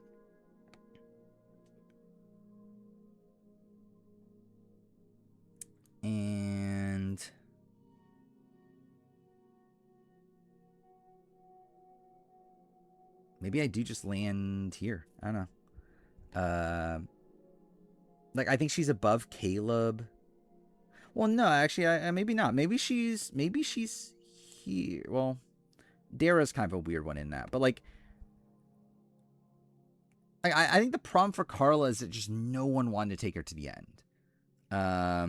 I think that's like my biggest criticism of her, which is like kind of more in line with like these players. Like once we get to Caleb, it's like there's worlds where Caleb would have gotten to the end. I guess to be fair, like Helen and Dara, not necessarily. I guess to be fair, not these. Actually, maybe should Caleb be higher?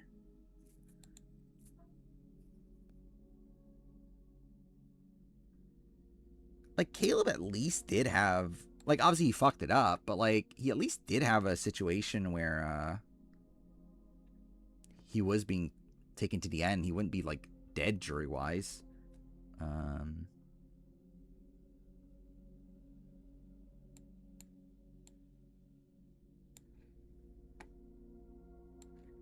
Yeah, I feel like I'm leaning towards that. I'm feeling like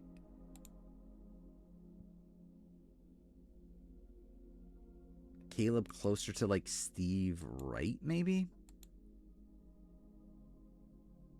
But even in that spot, like Steve Wright's clearly the beta, where like Caleb isn't. But I guess Caleb didn't get pagonged, so I guess that's maybe the differentiator there.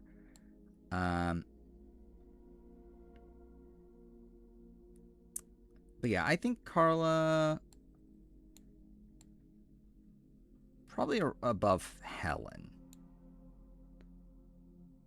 Like Helen obviously like was in the majority the entire time. Carla was like, but I guess Carla doesn't get taken on, like is on the outs until final 6. which is what, 2 rounds away from the end. I guess like technically Helen's only 1 round away from the end.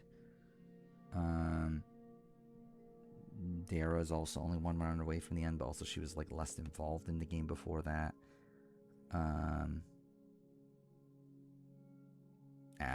Maybe it is Carla.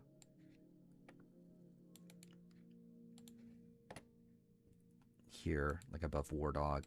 Actually, wait, no. What should I do? Because actually, War Dog does feel a bit weird being here at this point, right?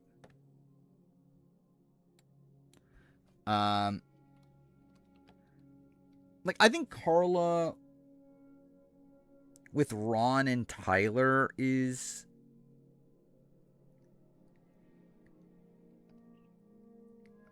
maybe okay. I don't know. I guess like she's definitely above Lauren.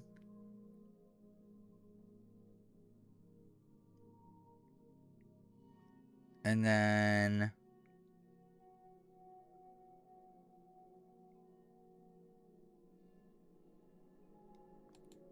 let's see. Like because like with War Dog, like he obviously goes to more tribals, but he's so much further out from the end. Carla gets so close to the end but can't win, or can't like actually get to the end without winning. And I guess like maybe to be fair, like if Carla, like I guess Carla, you can argue was one immunity away, like one immunity win away from kind of winning a game. I mean, like, but then again, I don't think she's beating Gabler or Owen in fire making, probably, especially considering she had like injured hand and whatnot.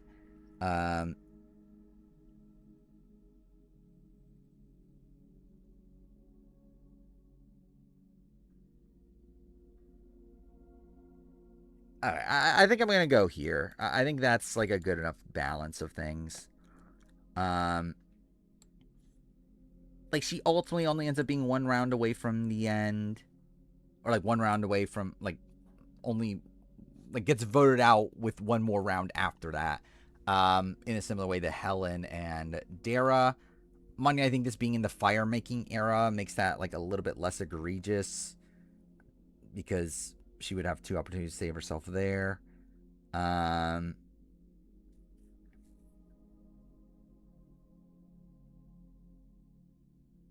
mean, to where like, yeah, if she just got past that 1 vote, she would have been in the spot to like where she like what would be able to like win her way to the end.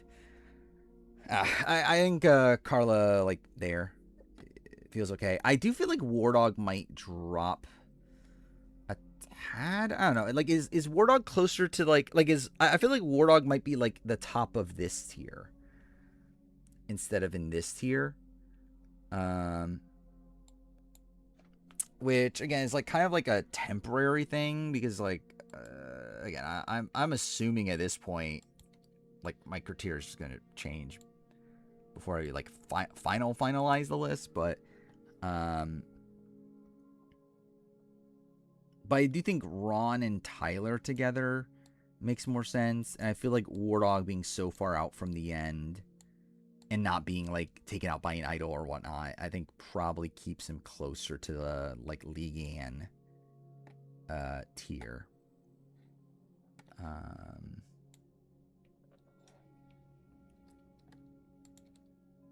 So yeah. But yeah, I think that's what I'm gonna work on tomorrow, actually. So like what I have been working on off stream was this. It's kind of chart of all the like minute like things involved. I actually feel like maybe this isn't as isn't like too useful. Like it because like as I've been going on, I kind of realized that some of these like categories are a bit arbitrary. But now that I think about it, I think maybe that is what I should do though, is like formulate the list using the old criteria. Maybe I'll do that off stream, and then yeah, once we're done with this list, we'll like compare the 2 lists on stream and deal with the final formation of the list there. Which will make this process longer, thank God. But yeah, I think that probably feels like the better way to handle this at this rate. Which yeah, all right, yeah, whatever. I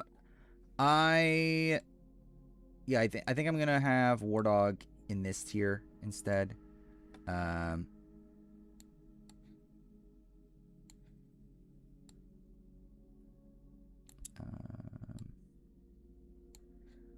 Wait, why is he? No, okay, he should be here. Here.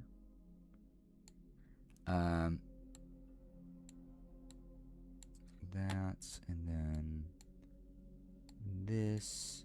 Carla is already there.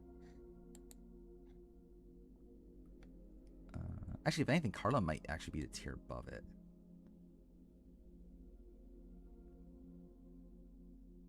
No, actually, no, she's probably there. Either way.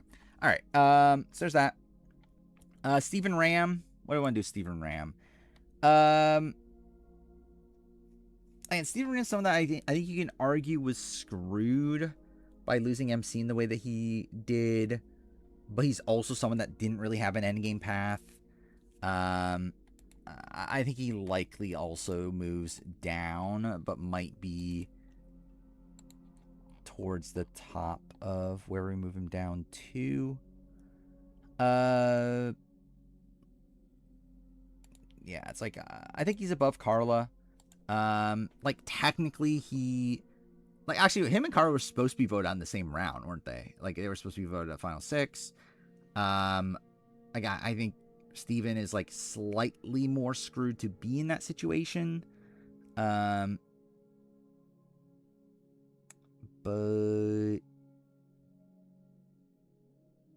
his vote up's probably worse, to be honest. Like it is him being voted out by his own people. But I think Steven and Carla same tier still feels right to me.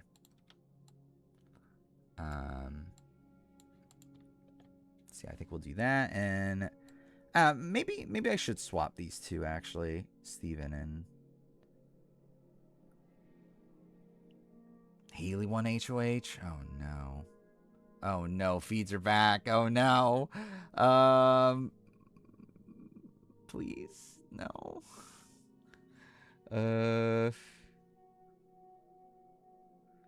No.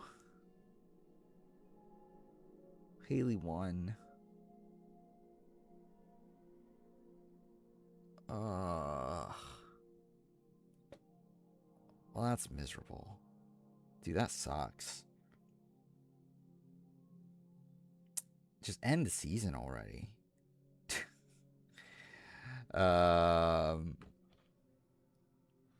Who's she targeting? Is she going to target Drew by the end? Probably, right? I feel like Lala is definitely going on the block. Dude, this is miserable. What the fuck?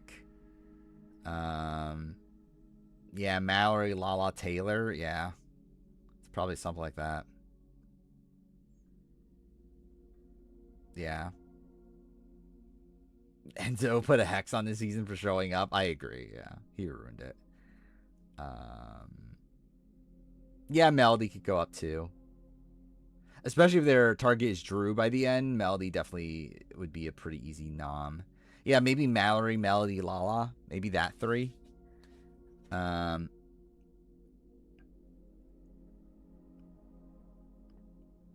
And then, yeah, potential Drew backdoor. If they don't backdoor Drew, probably Mallory as the target. And then,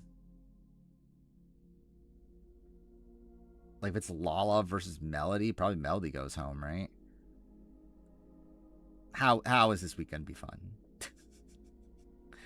I think this is my fault. I think generally the season went downhill ever since I started streaming every day. So this is my fault.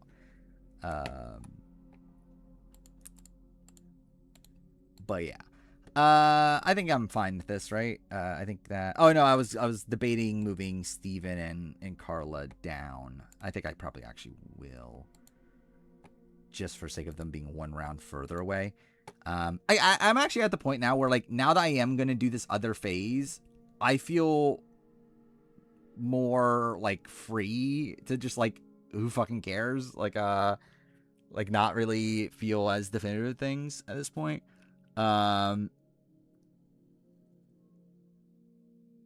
Where I feel like I'm willing to be a bit more strict with the criteria, especially now that it's like a thing where I'm just gonna change it anyway.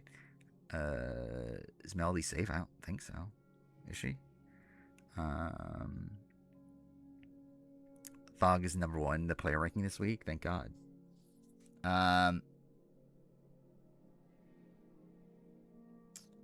But like, is Haley, like, who's Haley close to outside of, like, obviously D, like, I mean, she obviously has Red Corner.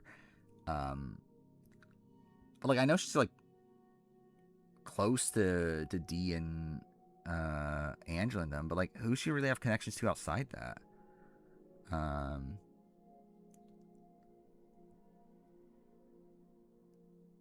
I don't think Lala's gonna be her. I think Lala's definitely gonna be nominated. I think Lala could be like a backup target. I just can't imagine she actually is like, yeah, let's go gung ho against Lala. Barrett was second. Dare I say, like, is Haley better than Barrett as HOH? Probably not. Like, Barrett probably would have been better, but like, I feel like Barrett would have been annoying in this spot because he probably just would have like not done anything. Like, he probably would have just like been talked into it by like D and Devin to just like put up like, I don't know, like Taylor or whatever, like target Taylor or something dumb like that. Well, I think she's definitely getting talked to a Drew backdoor. I have no doubt about that.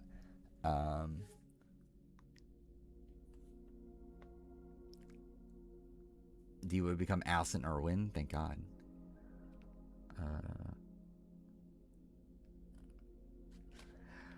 Yeah. Shit result. This is pretty miserable.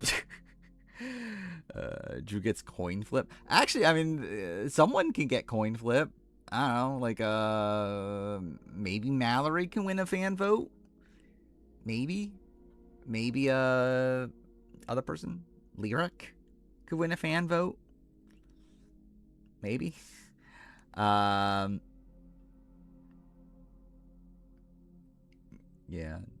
D will probably end up getting it.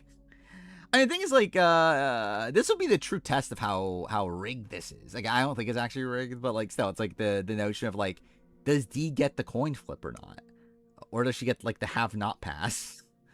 Like, that'll be kind of funny. Absorb Jason shared the votes. I don't know if they're getting absorbed at all, right? Like, I assume they just throw away those votes, and then it's like, are those people really voting? Like, I don't know how many people were like, because like, if Jason was really in the top 3 from the beginning, I assume a lot of those votes are coming from the Drag Race community.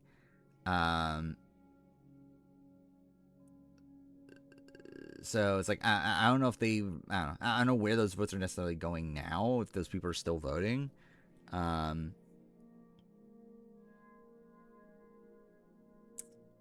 was just saying Yash was second. Yash actually would have been a very funny HOH, but also probably just would have been depressing. Generally, I think Haley, like, it's going to be terrible for this week. It might be better for the season as a whole. Maybe? But again, that's straight up cope, genuinely. But like, at least there's a chance Haley, and I think a pretty big chance that Haley gets like a lot of HOH-itis and like tanks her own game by the end. Like, there's some heist potential here. But yeah, it's cope though. Okay, moving on to this. Sunday, Kellen and Davey Rickenbacker. I think they're moving down. We'll see.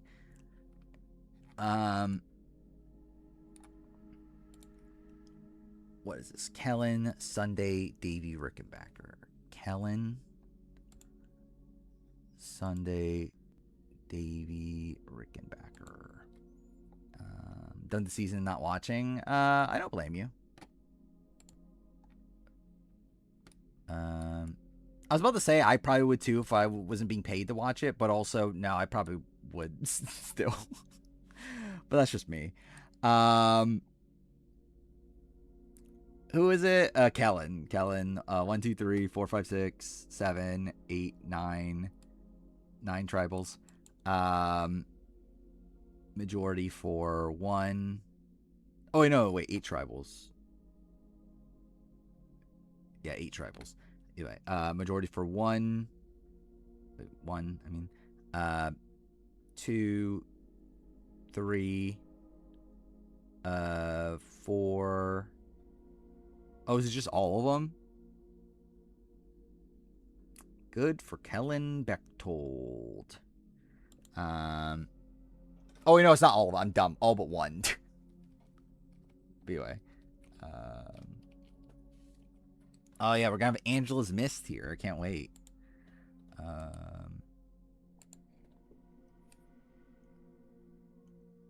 Was it Sunday here? 1, 2, 3, 4, 5, 6, 7, 8, 9, 10. 10 tribals.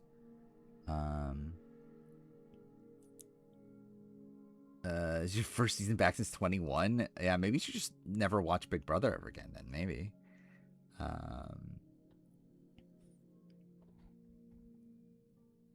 What was the number again? I think 10. Yeah, 10. Majority for 1, 2, no, 3, 4, 5, 6, 7, 8 out of 10, right? 1, 2, 3, 4.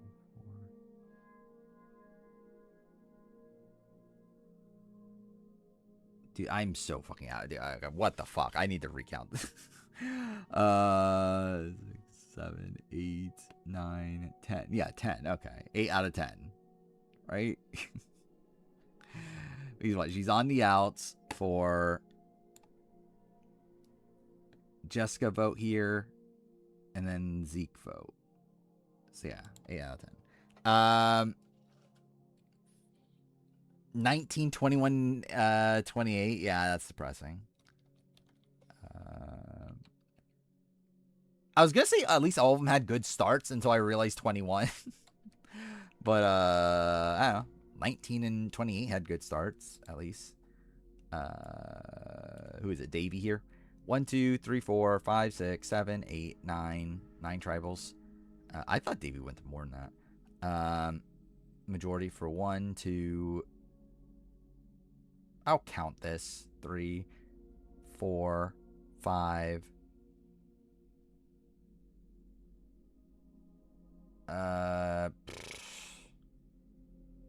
6, I guess.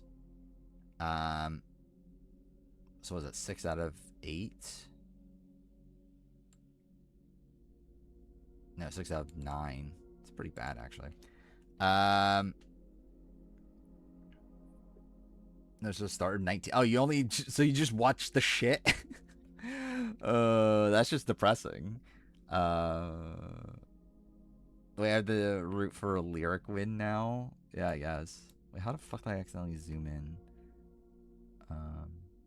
Wait, what the fuck was the zoom before? Whatever. Alright. Okay, yep. That's what I meant to do.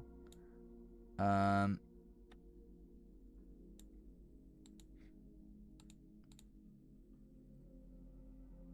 was 71? Whatever.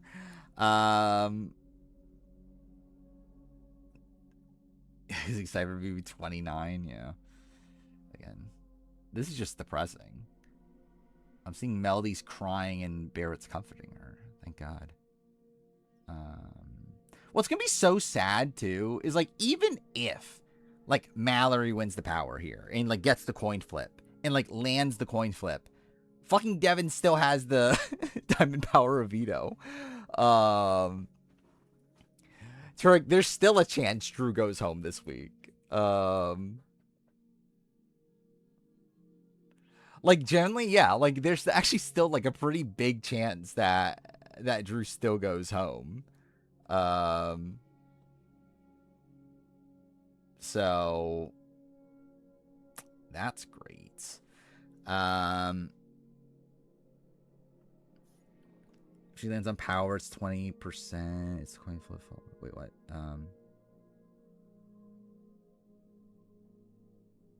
Oh, wait, you mean yeah? It's 20% that she even lands on the coin flip. Oh, yeah, I get what you're saying. Yeah. Um, but is it even 20? I think it's 10%, right? That she lands on the coin flip.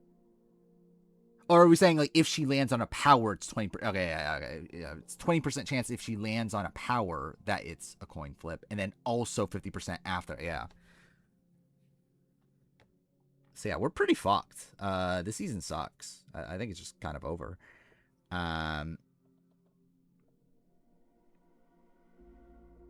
yeah, if Drew leaves this week still not knowing he's on the bottom, what the fuck are we doing? Like, really, Drew should know already. Like, just by the body language of people and everything, like, he should fucking know already. What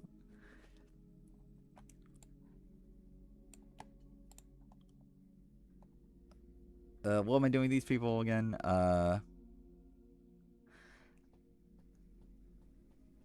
Let's see. So, I feel like Alicia Rosa might be getting too high. But again, it doesn't matter because this isn't the final list anyway. At this point. This is when we need a white locust. Dude, imagine the white locust and Mallory goes out in the white locust or something.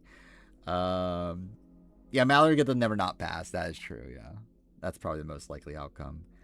Um,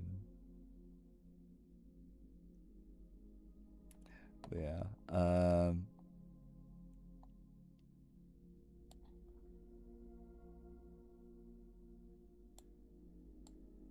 Yeah, I'm not sure where to put Alicia, but yeah, I think she's getting too high.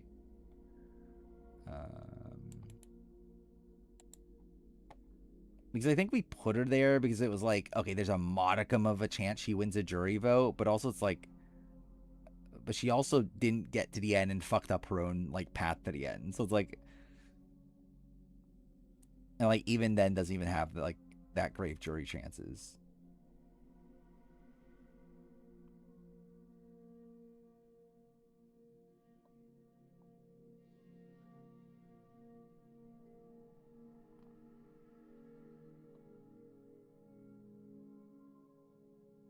Mm,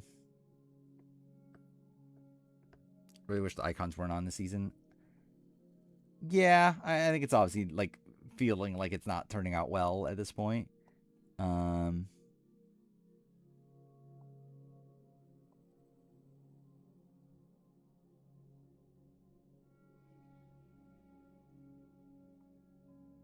like she's kind of a worse this, right? Like, is she really? Because she's like worse than. Yeah, because like she's a Carla that like couldn't even get to the end to a degree. It's not really maybe like more like a Steven. No, that's actually probably not a great comparison either. But anyway, it's still a spot where like again, Alicia didn't even get to the end.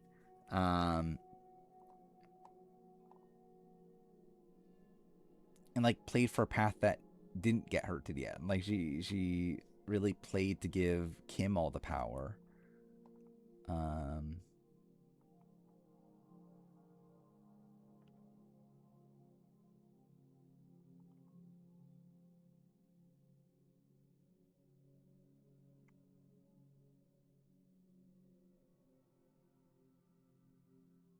Yeah, I'm not sure where to put her though.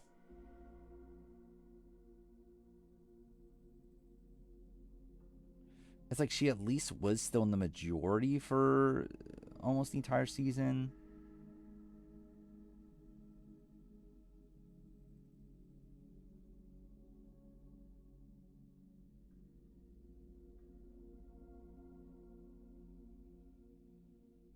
Got Mitch, Lauren. Maybe something like here? Like she at least got the final five?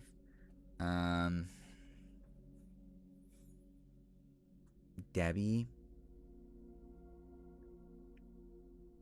I feel like Debbie, like to me the difference feels like Debbie got like actually flipped on.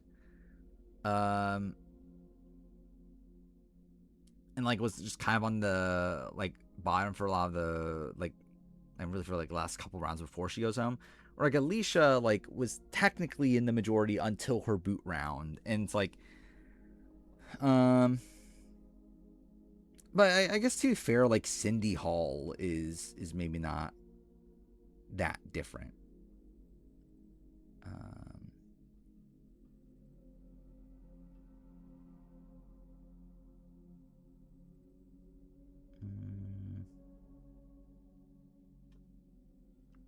mm, I can't believe April was only 29 or maybe 20 BB6. Yeah, I knew she was like somewhere. I would have guessed she was like 30, but yeah, I was at somewhere around there. Um, is Alicia just Dan Foley but worse?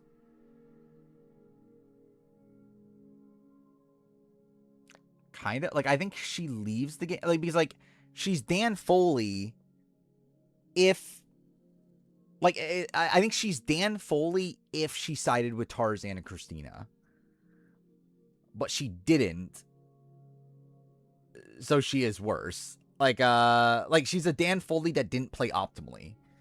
Um,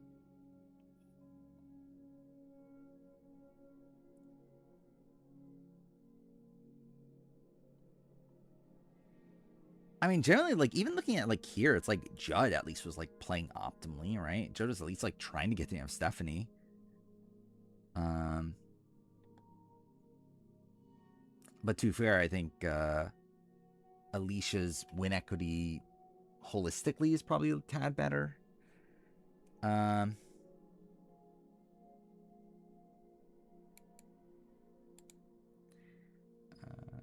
remember how I said Haley's a comp fly? Actually, yeah, that is also, I forgot about that. Actually, I literally talked about that yesterday.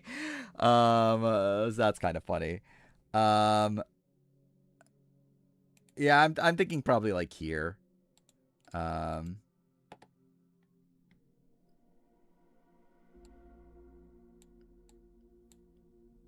like Cindy. Yeah, I mean, I think like win equity wise, they were like on a similar-ish level. Probably Cindy actually a tad higher. Um, but I think Alicia was like more part of the core than Cindy was for a lot of the season. Uh, Haley's so cartoonishly evil. That ironically like her for show. I actually kind of agree. Do agree. Yeah, don't love her for things outside the show, or like we actually really, it's like we have not really seen anything from Haley outside the show that's problematic. But it's more so like you get that vibe. I mean, she does say some really fucking weird things, and too bad she said some weird things in the house. So like, yeah, like actually like bad things in the house. So it's like, yeah, that's still the criticism. But yeah, I've seen the HOH. She's a guy's girl. That is true. Okay, what are we doing here? Like I think these three are likely moving down. Where did we start today again? I think we've only done this. We've only done 10 people so far. Well, how far into stream am I? I'm like 2 hours something, right? Yeah, 2 hours, 18 minutes. That's fantastic. Wait, how did I get less done this stream than last stream? Whatever. It's, yeah, whatever. All right. Kellen, Sunday, Davey.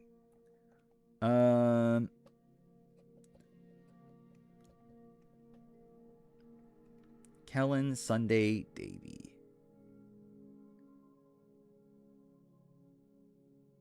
I think Davey just in general is too high. Like, I think I'll tentatively put him here. Like, Davey probably, like, Davey's one that, like, if we're basing this on potential, he's obviously very high. I think, like, practically, though, he's actually not that good.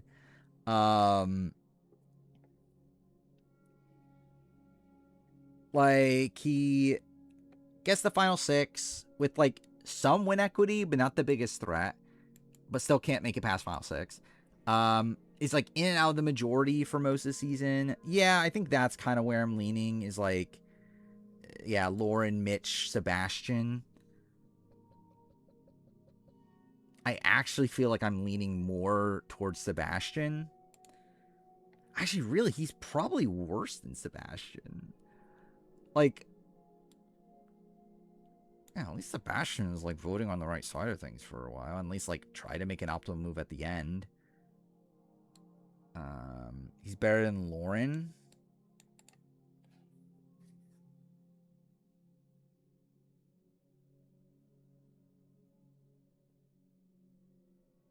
I think it's close. Like, I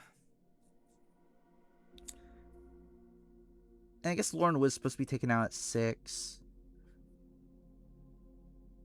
Maybe this is a spot where I move Lauren down below Mitch.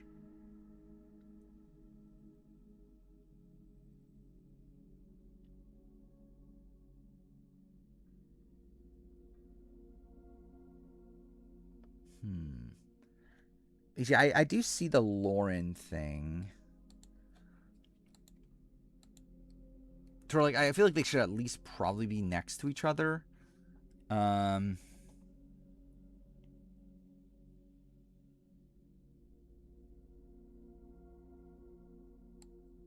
think I'm going to go Mitch, Sebastian, then these two.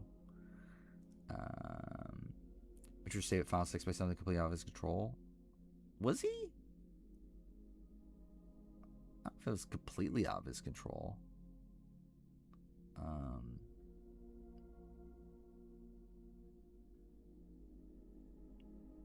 Like, obviously he wasn't, like, running that vote, but, like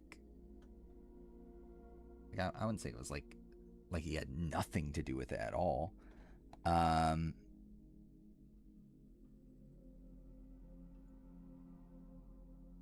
again, like, even then, it's like, it's still better than, like, being voted out at 6. Or being in a spot where you would have been voted out at 6 if you didn't win immunity.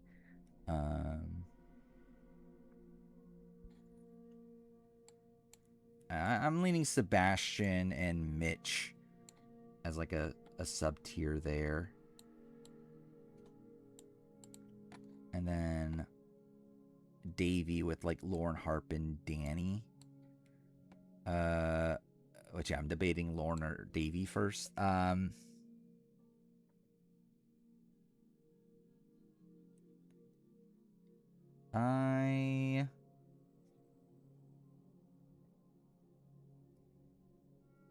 think I'm gonna go.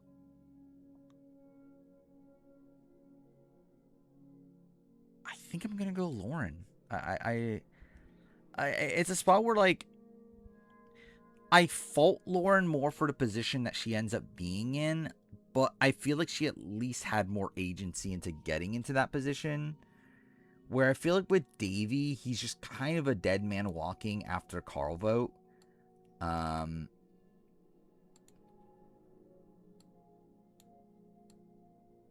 Where, like, Lauren, like, after Brandon goes home, like, she still has some power in the game, and yeah, she's, like, ultimately ends up enabling Carson, but she at least was still, like, a pretty, like, influential player in that spot.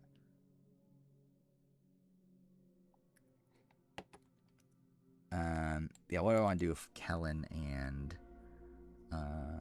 Sunday? Rick Barry used that Diamond Power Vita this week. I mean, I don't know why he would, but I'd love to see it.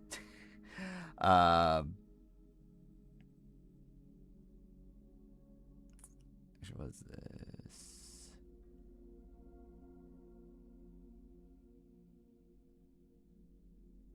So I see that Taylor supposedly, or that Haley supposedly wanted Taylor out of the competition, the HOH competition. So that's something. So maybe Taylor could be a nominee.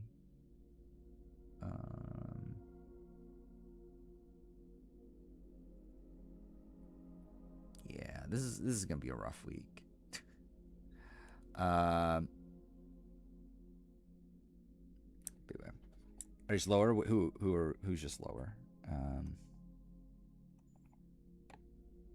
Like these players that we're talking about?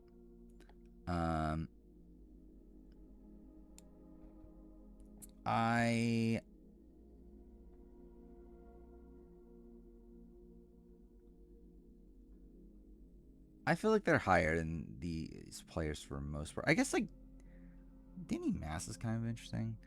Oh, Kellen Sunday. Maybe. I haven't really thought them through yet. Kellen.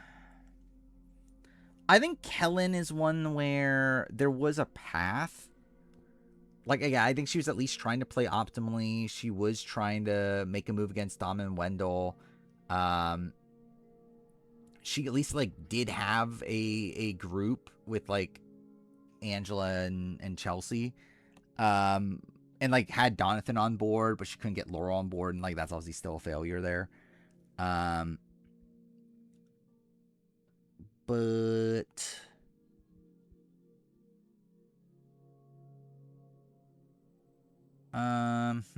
so like in my head, I'm kind of feeling maybe I have her with Caleb here.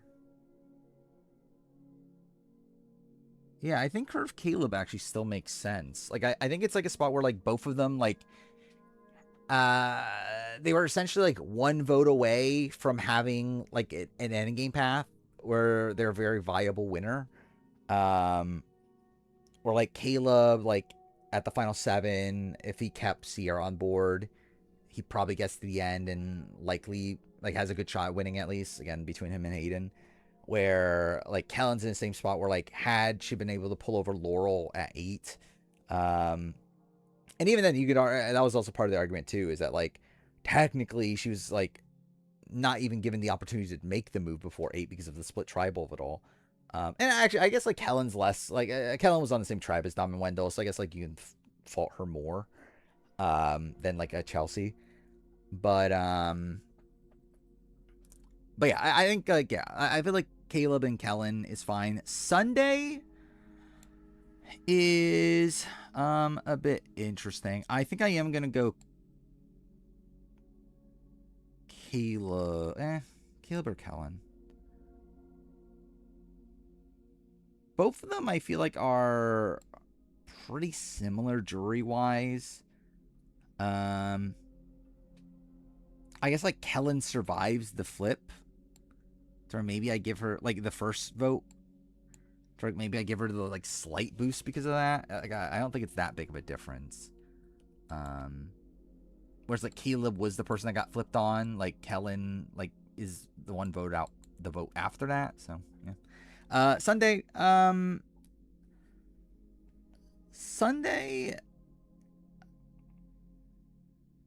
My gut is to move her down. I'm not sure where though. Like maybe closer to this tier, the like Cindy Hall, like Debbie, Julie Berry. Like Sunday's a player that I think has a lot of potential, and like again, that's kind of why she was as high as she is, because like I do actually have a decent amount of faith in Sunday as a player, but that's not really what this list is at this point. And again, I think like maybe when we're like comparing the two lists, maybe I could boost her up again, but like she is in a good early position. Actually, I guess too for her entire pre-merge is pretty good. Genuinely, her pre-merge is pretty good. Post-merge though, she's like in and out of the majority, and I guess like a difference between her and her and Cindy I think is actually an okay comparison.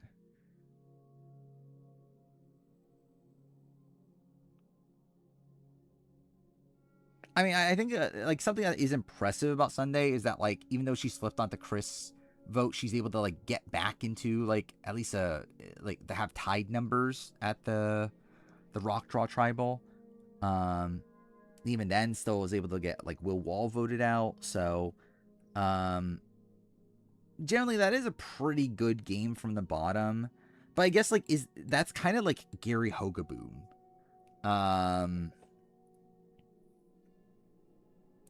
Baron Liana.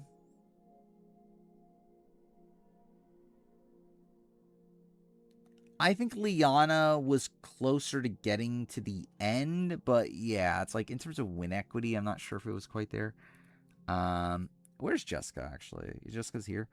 I think that's all fair. I kind of want to move Gary Hogaboom up as well. Oh, Gary Hogaboom is in this tier.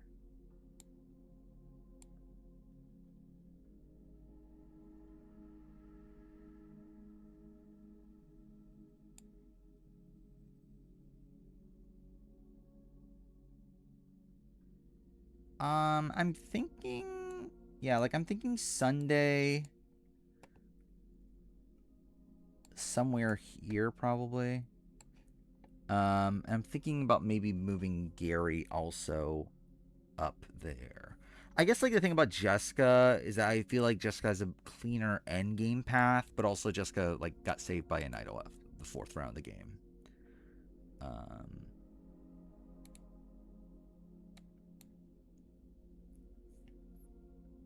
trying to remember now what the argument was for Gary Hogoon being below like a Kim Powers. I guess it's like, yeah, I guess that really was just the thing with these players, that there was more of a revolving door with them, in that like they were closer to getting into an endgame position where they could win, or like at least theoretically win. But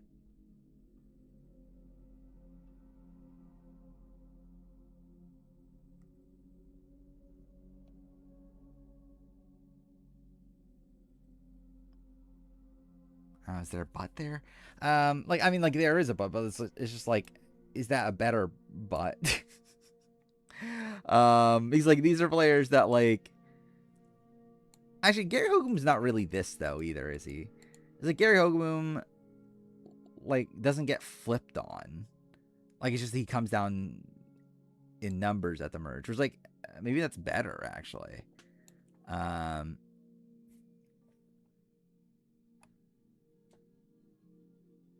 where's Adam Gentry again? He's up here.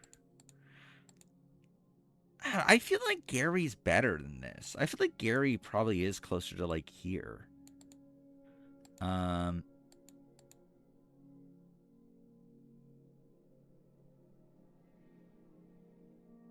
because like Gary versus Adam Gentry, it's like generally Gary is more likely to win. Like both were like coming like if anything, actually, I feel like Gary does less wrong than Adam. Something got voted out in a fluke. I wouldn't say a fluke. I mean, they like intentionally like put the vote on. Like it's like as much of a fluke as like an immunity win is. To where like I wouldn't say fluke is really the right term, but like it's like a tad of bad luck. Um, Gary doesn't make it to the end in his group. I don't think he makes it to the end of his of his swap group. But that was also a repercussion of him being swap screwed. Or like he was at the top of his power structure in his original tribe. Um, or like I think this would be an argument that he was swap screwed and then also screwed coming into the merge.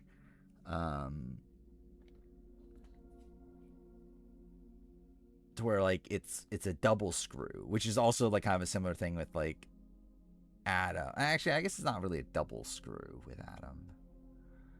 But I guess that's more of like an Elizabeth thing, maybe. Um,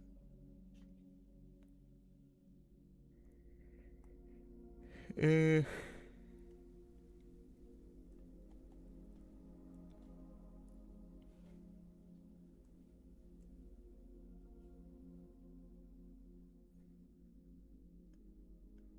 Yeah, what do I want to actually do with Sunday? So like Sunday really was like kind of just in and out of the majority. Though had some pretty good play. Um, didn't have the biggest win equity, but at least like had a winning scenario. Um, like I don't know who wins between like her and Brett, but I don't know if that really matters that much. Um,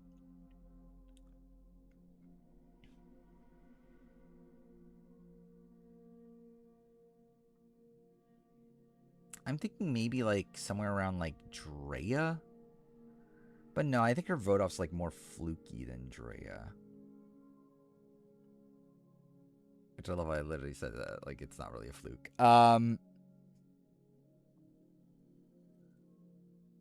But generally like Liana's vote off is more fluky than like Sunday's vote off. Um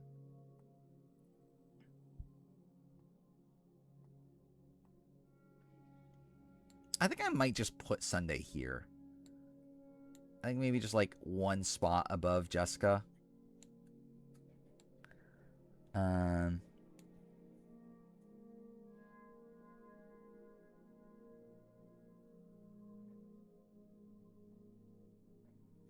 Maybe not actually. Maybe I put her higher. Like, I guess like to be fair to Sunday, like even though she wasn't like the main person running things, she was like in a pretty good position throughout the entire early game.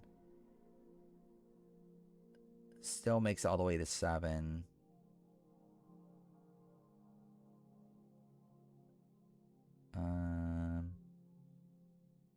Fuck! Okay, fuck me, dude. Thank you for the follow. Alright. Sunny of Winokri, like some, but not a lot. Like she wasn't like the biggest story threat, but she had winning scenarios. It's like she beats like Hannah and Ken. Maybe she beats who is it? Maybe she beats Brett. She probably beats like Will, for what it's worth. But what's the question mark for? Is it for the fuck or what?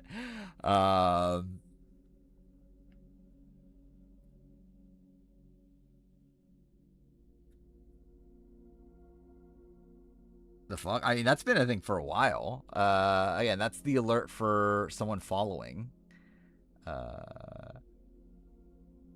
Why? Or I added there just to jump scare me because I just think it's funny for me to be jump scared left, like I mean, like here and there, midstream. Nothing more impressive than being an 18-year-old in a jury vote. That is true.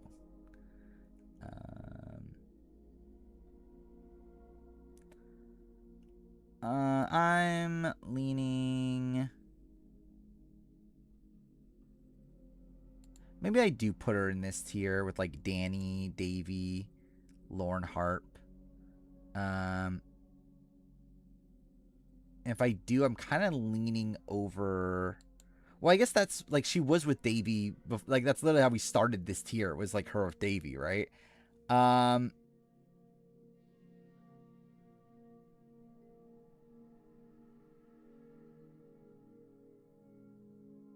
I think she's above Davey actually, because like I think it's a spot where like she at least had more like long-term prospects when she was taken out. Like Davey was kind of just dead to rights.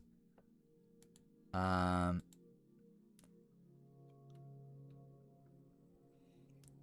Leanne's the lowest blue. I think by a lot. Yeah. Which again, it might change by the end, but I don't think it'll change by that much. We'll see. But yeah, I think I'm going here. Actually, maybe I should talk about Sunday versus Lauren Harp. Actually, you know what? I think I'll go above Lauren Harp also. Like I think she gets maybe a tad more unlucky in her boot round than Lauren Harp. Then I think Sebastian and Mitch were like more in majority groups in the end game stretch. There was a person that I was. Oh, Gary Hogaboom. That's what it was. Yeah. What am I doing, Gary Hogaboom? Do I just leave him as is? Maybe I just leave him as is, and then we'll deal with it later.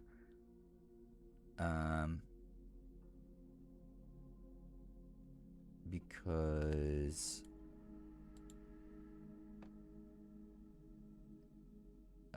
Wait. 2, 3, 4. Actually, I think Gary. Actually, no. I think I am gonna go Gary with Dave Ball and Tammy. I actually feel like that does make more sense to put him in that tier.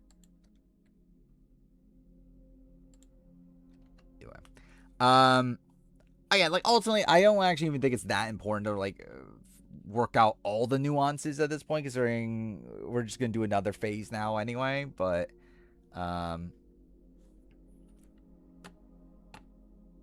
But yeah, still. All right, what was this? Ashley Nolan, Lauren O'Connell, and Andy.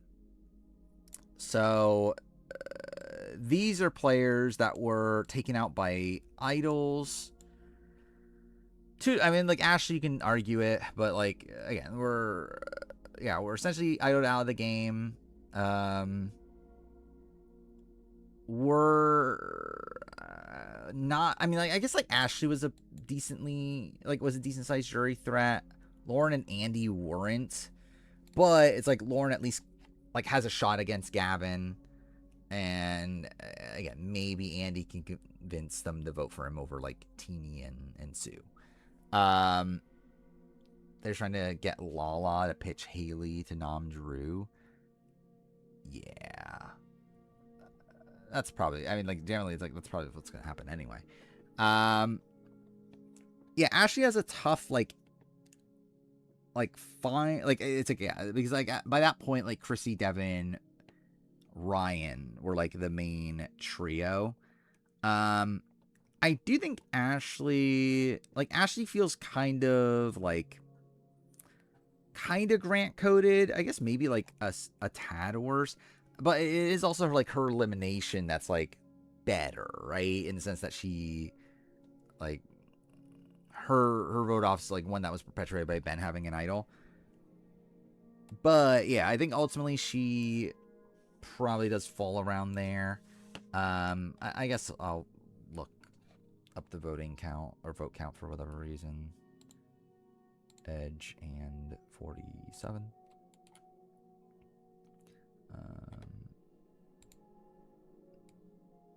Yeah, she was probably just getting voted out the next round anyway. Ashley has 1, 2, 3, 4, 5, 6, 7. Wait, no, fuck me. 1, 2, 3, 4, 5, 6, 7, 8 tribals in the majority for 1. I mean, I guess to be fair, this is also a thing you can argue is that she was screwed by Lauren getting sniped out of the game by Ben's idol. Where if that doesn't happen, it's like, does Devin still make that deal for Ryan and Chrissy if he still had both like Lauren and Ashley? But you're just never gonna know, really.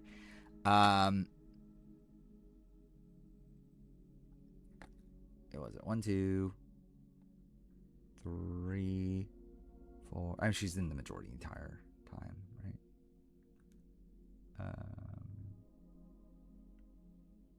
So it's what, 8 out of 8.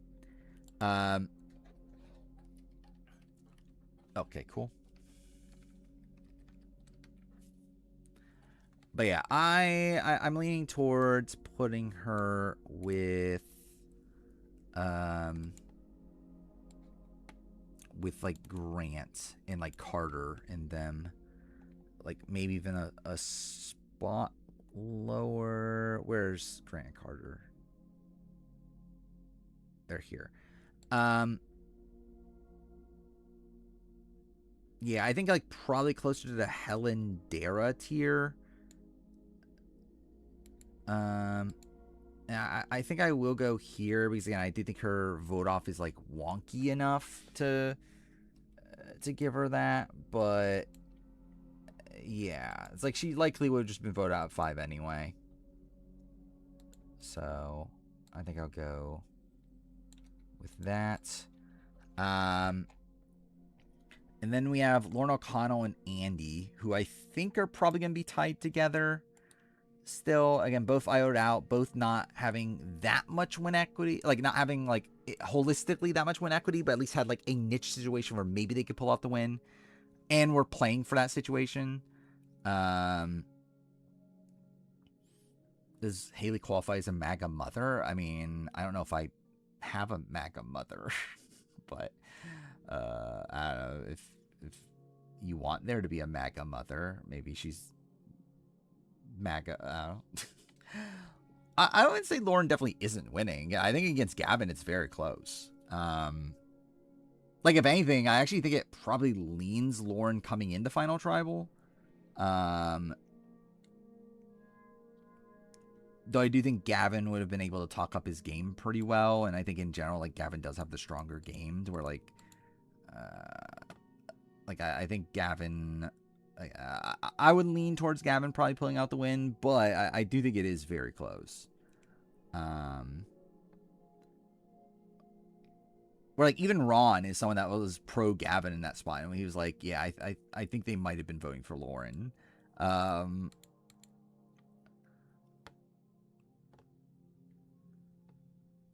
see. So we got 1, 2, 3, 4, 5, 6, 7, 8, 9, 10, 11, 12, 13, 14, 15. She goes to 15 tribals? What? That's insane. I think that's the most we have so far for one season. Which I guess like Edge of Extinction would be that season, right? I mean, I guess like Winners at War potentially, but still, obviously, like she goes to like almost every Primrose tribal. 5,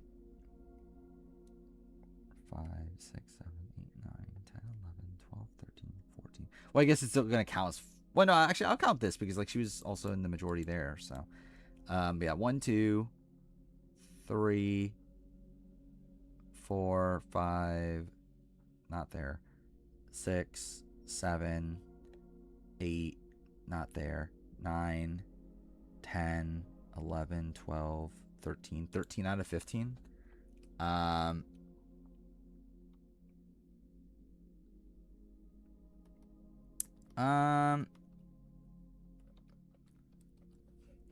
Hopefully Blockbusters, who can name that TikTok haircut. I'll be honest, I don't know if I want Drew to stay this week anyway. At this rate, like I mean, like if we're gonna have to lose one of those sort of people, I feel like Drew. I'm actually the most okay if like I would rather lose Drew than like Mallory. At this point, it's like I think Drew's like pretty like I think Drew's just the next Jason at this point. Like Drew's just kind of dead to rights right now.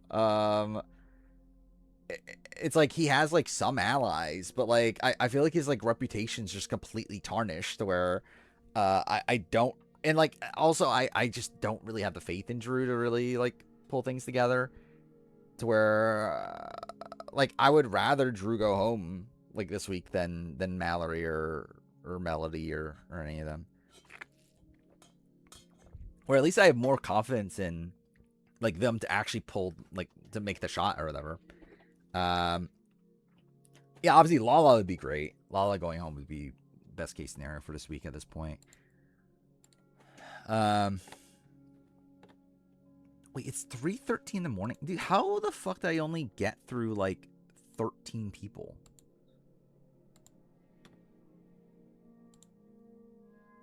Whatever. Andy, 1, 2, 3, 4, 5, 6, 7, 8, and I'll include that because he was gets out. So 9 tribals in the majority for 1, 2, 3. This was a split, right? 4, 5, 6, 7, 8. Wait, no, 6. Fuck me. Okay. Anyway, he's in the majority for all of them. That's. Oh no, it is 9. Yeah, 9 out of 9 for Andy. Good for Andy.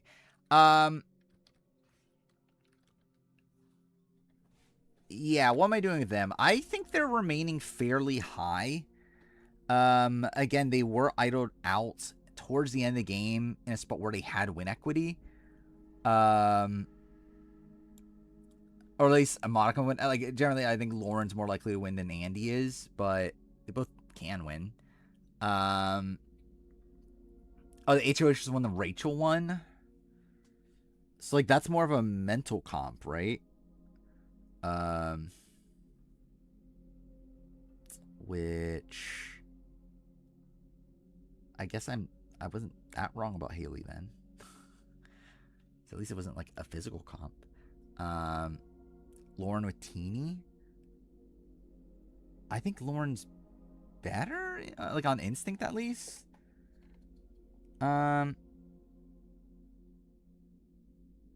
Maybe that isn't the worst comparison though.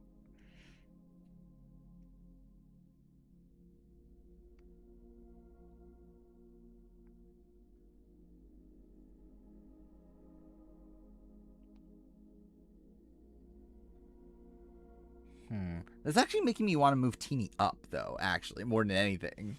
Like, it's actually making me want to move Teeny up more so than moving Lauren down.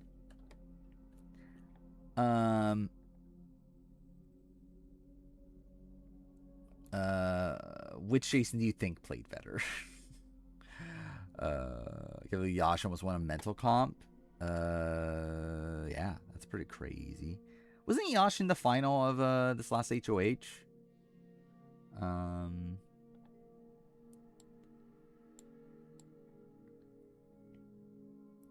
Let's see. Andy. Like, Andy's pretty goaty, but at least he had a shot. And he was in a pretty good spot for most of the season.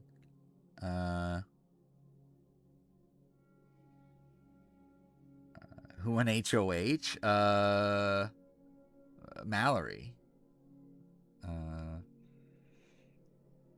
And Mallory's gonna take a shot at Kamu in D and Devons. I can't wait. Yeah, Mallory definitely won. But now Haley won. Dude, it's so depressing. Yeah, like I feel like if like I joined, like if I like joined the chat and was like who won and someone told me Haley, I was like, oh, that's a joke, right? Like haha, again, the worst thing happened. That's clearly a joke. But yeah, I mean Haley HOH is better than Chuck, I guess. At least there's that. I mean, yeah, Haley's better than our Kamu HOH. That's true. But that wasn't an option. It's not like Kamu has the replay. Do you imagine Kamu gets gets the time capsule and gets the fucking replay power, and then ends up being the HOH for the next like 2 weeks following this? That'd be great. That'd be actually. Imagine Haley gets it. Haley is HOH for 2 weeks. Yeah, that's just what everyone wants. Yeah, I think Chuck is way more straightforward because like Chuck has already said he's gonna target Drew. To where like I don't even think that would be that interesting because like I don't even think Drew would be like that shocked by it. Or at least, yeah, I think there's at least more potential for some mess with Haley here. When Jesse told Morgan that this cast was gonna make the season a good one, I mean, yeah, he's a liar. Yeah. All right. Philip, Philip, fuck me. Why did I say Philip? Andy.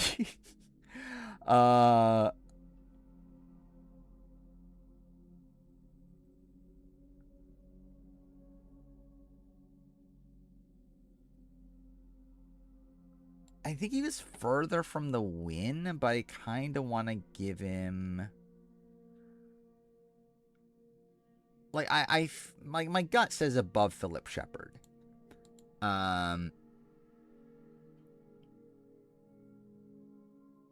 think Julie likes Evil Dick. Yes. Again, Evil Dick was so popular back in the day. Like, I think a lot of people just don't really recognize just how popular Evil Dick was back in, like, the BB, like, 13, 14, like, obviously, like, BB-8. Like, I would say, like, BB-8 until, like, BB-16 or so. Like, he was just so popular in that, like, time period. People used to say he was a top 3 player of all time. Generally, there was a point where he was the top, like it was Will and Evil Dick were the top 2 players of all time. Like at the time, BB-8. I'll difference 13 if Dick doesn't leave. I think very different, but who the fuck knows how different? I don't know. It's like how do you gauge that?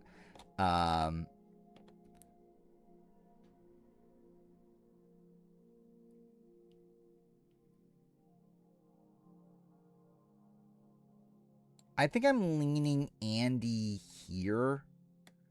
I think I still consider him a GOAT, but I think he is probably one of the best GOATs.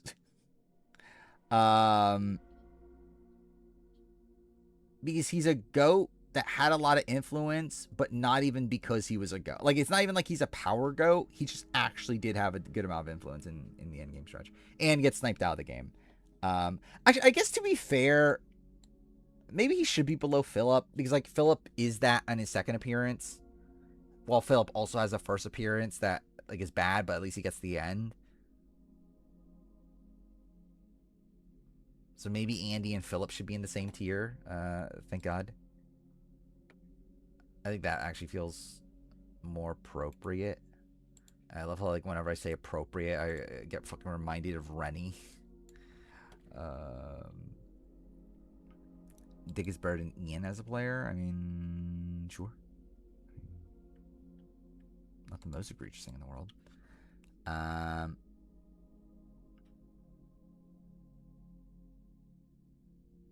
Thought Andy being top 100. I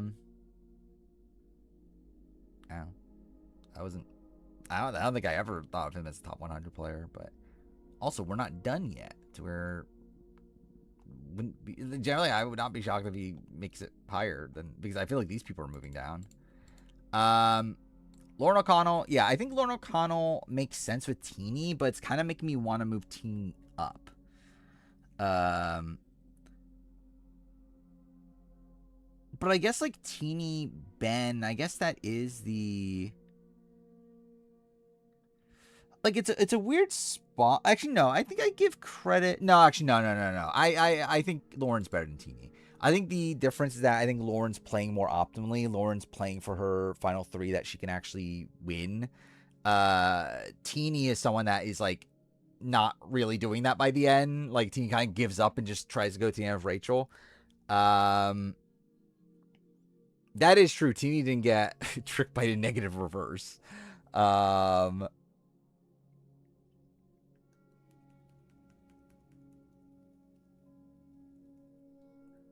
But yeah,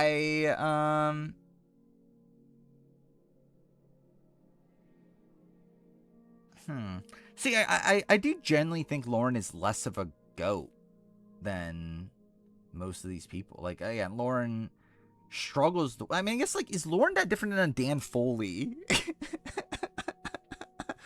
Was Lauren willing to cut Kelly? I don't know. I don't think it ever came to that. I'm not sure if she would have, though. Like, I just don't think we know for sure.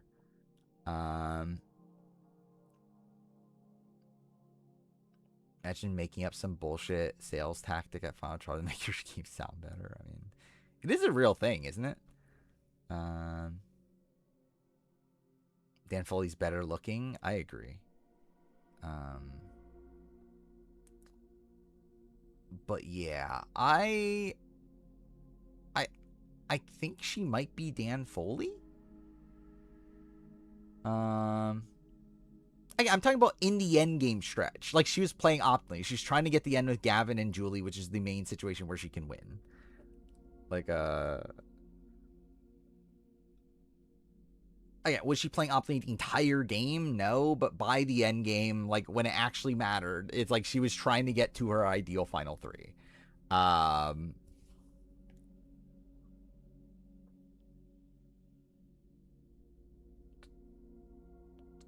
Where's Cassie? Cassie's also in that tier. Cassie's more of a goat, though, than Lauren. Yeah, I'm leaning towards Lauren here. I think with Cassidy. And I'm thinking above Cassidy. Because I think Cassidy just outright is a goat. I think Lauren, like, struggles to win in a lot of situations, but at least can win the situation that she's playing for.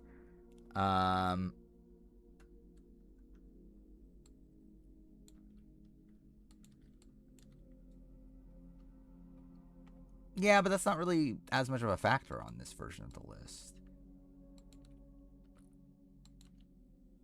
The fact that she played the idol on Chris. That's still like I get the logic, like I get what like why she does it, but it's so bad. But yeah, whatever. This tier I think is moving down. We got Eliza, Sheehan, Aaron Lobdale, Bobby John, PG, and Fabio.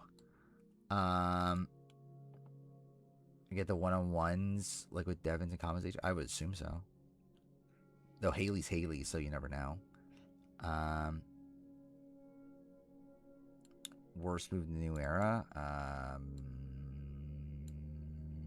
Don't know right away.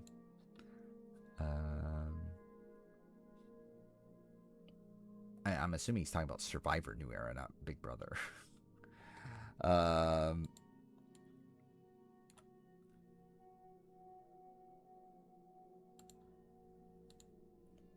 Yeah, what do we got? Seasons 5. Well, yeah, that's also kind of a weird thing too, is that we're starting to get to returning players to where like it's kind of hard to like, not hard's not the right term, but like weird to like count up their tribals and everything with that.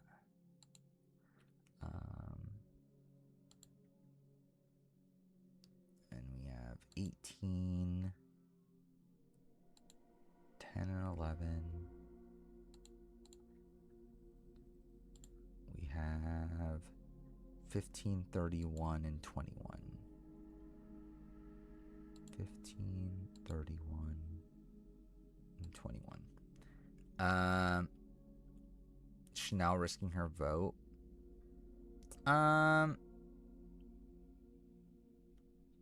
Like it's bad. I don't know if it like feels like one of the worst of all time because like it doesn't matter to her. It's like, yeah, it's like, would her game be better if she didn't do that? Yeah, but it's like, it's not like she was ever in danger herself. So like, I feel like there's got to be more self-destructive moves of someone like getting themselves voted out more than Chanel just like getting Jenny voted out, which like is even that big of a deal for her. Best move is Aubrey getting Devins to flip the coin. That is true. It's the best move I've ever seen. Okay, so Jed. Sheehan has a 3 out of 4. He's again with, for whatever reason, we're counting the boot tribals with returning players. And then on All Stars, she has a 1, 2, 3, 4, 5, 6, 7, 8. 8 tribals is on the right side for 6. So 6 out of 8.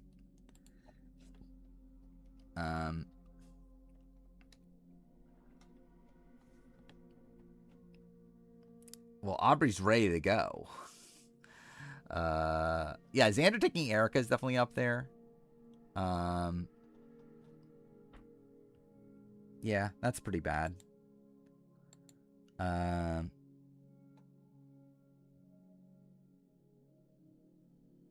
generally trying to think of like options. I'm just kind of blank.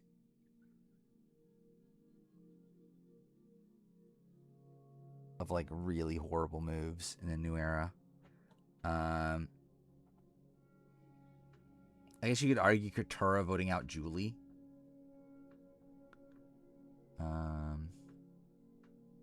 Yeah, Danny and Deshaun voting out Shan. Yeah, that's definitely up there.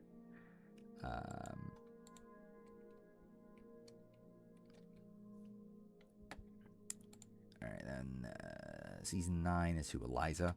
1, 2, 3, 4, 5, 6, 7, 8, 9, 10, 11 tribals in the majority for 1, 2, 3, 4, 5, 6, 7, 8. 8 out of 11 for this season. Sidger keeping Say. Yeah, again, yeah. Certainly up there.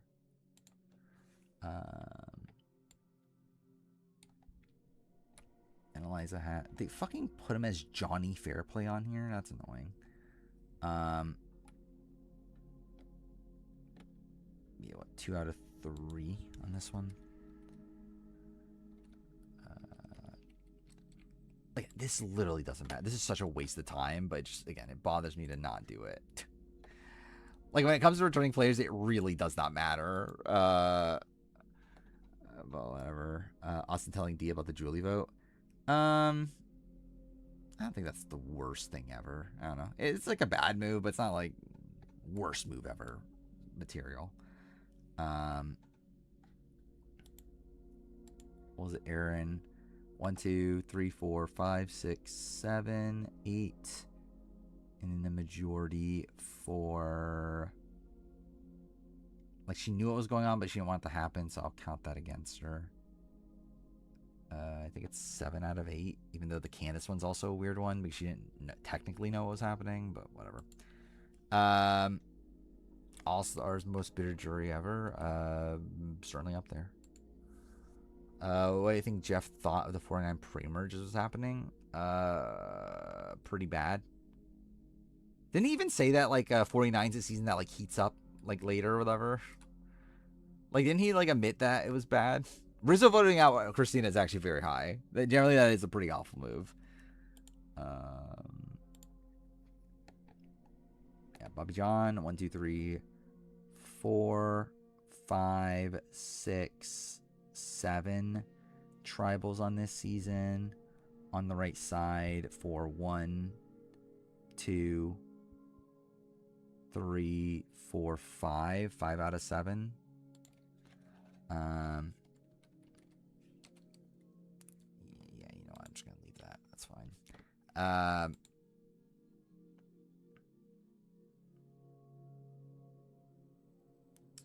He had to bribe them with 50. Yeah. Like, he did say something at them. I don't think it was that you need to play harder, but it was like, if you want to be on Survivor 50, you have to, like, make an impact or whatever.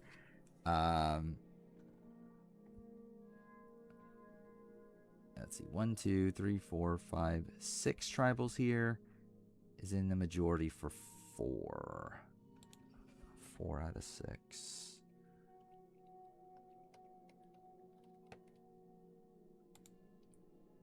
Then we got PG.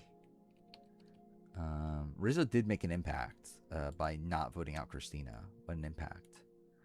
1, 2, 3, 4, 5, 6, 7, 8, 9, 10. I forgot she voted for, like, PG voted for Todd the last 3 tribals she went to. Do 8, 10, and then in the majority for 1, 2, like 6 out of 10. Her record's that bad. That's kind of funny. And then I'm pretty sure she has a 2 out of 3 in Cambodia, right?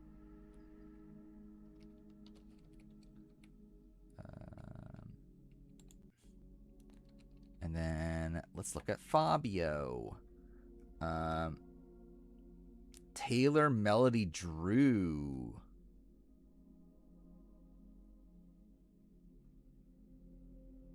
That's insane.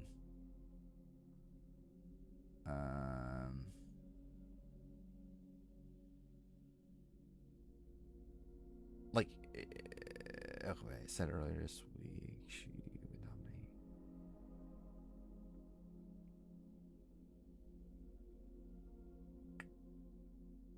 Taylor's her main target. That's insane nominations. Like, why would you why would you put up Drew in that spot? Like, if you're like, I feel like, yeah, like, why are you nominating Drew if you're not targeting Drew? Like, she has an alliance with Drew. Like, I get nominating Drew if you, like, want to target him, but, like, not even targeting Drew is insane. Whatever. Fabio, 1, 2, 3, 4, 5, 6, 7, 8, 9, 10 tribals in the majority for 3, 4, 5, 6. I'll count this. 7. 7 out of 10. Okay.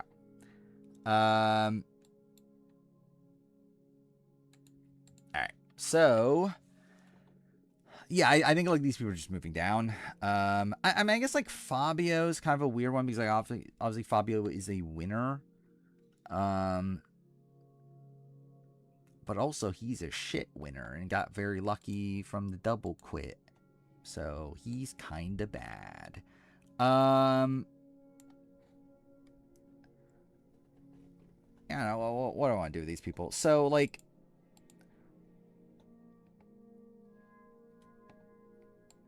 maybe I'll just rank them here first. I don't know. I guess, like, Bobby John's just kind of different than them, right? Like, why is Bobby John even in this tier? I guess, to be fair, Bobby John and... No, actually, no. Bobby John's... Yeah, I think Bobby John's just different. PG's also kind of a weird one, too. Dude, I think generally, like, how many people are even good at Survivor? Like, generally, it's like, what? Like, is Richard Hatch even good at Survivor? Like, he's all the way up here. Like, is Jam Jam even that good? Is my daddy that good? I mean, like, I think it's probably, like, here, I would say, are, like, the good players. Like, that's, like, what, top 50-ish? Just ironically really good. I mean, if he was really good, then he would fucking win. I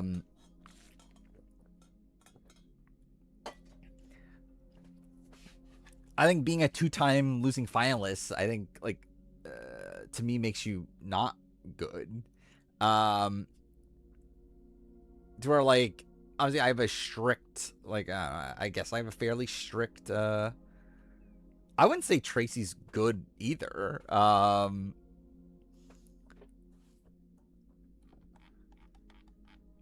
Like, I guess she has, like, less flaws to point out. But I don't think I can say she's a good player. But she's fine.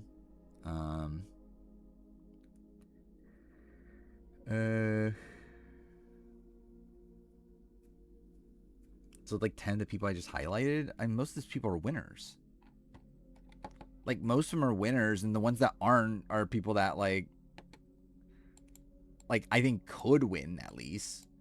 Like, I think Amanda can win, especially in a modern-day lens. Like, I think Spencer could win. I don't know. Like, I guess, like, could Rizzo win? I don't know. Don't think Joe can win. He's been the fucking biggest go in the season 2 times in a row now. I think he very much struggles to win. Like, again, even though I praise him in my 50 review for, like, he changed his game, it's like, it still led to him losing.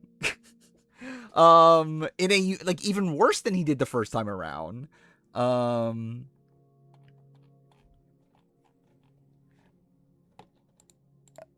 Or yeah, like, Rizzo, and again, if we're going, like, just based on, like, winning scenarios, like, Rizzo at least has winning scenarios. He doesn't go to them, but he has winning scenarios. I guess 2 fair and 50 tries to go for one that he possibly can win. But in 49, he had a winning scenario and just didn't go for it. Yeah,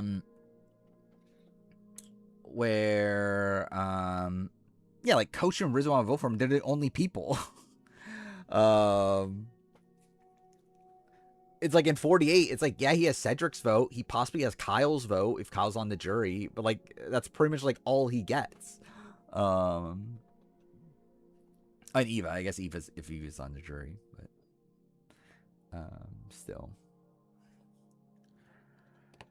I think Bobby John's just moving down a lot, if I were to guess. Like, he's a consistent player, but he's also one that, like, yeah, he's never gonna win, in the words of of Stephanie.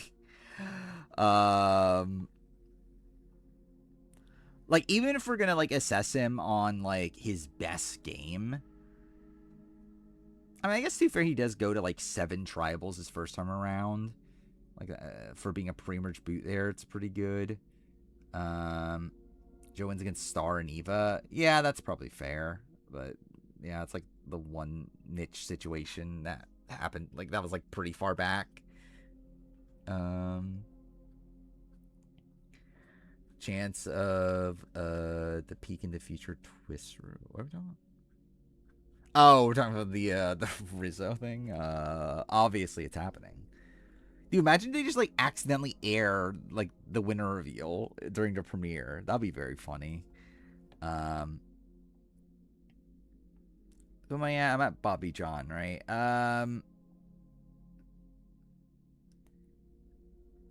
Yeah, where's Bobby John? Is he like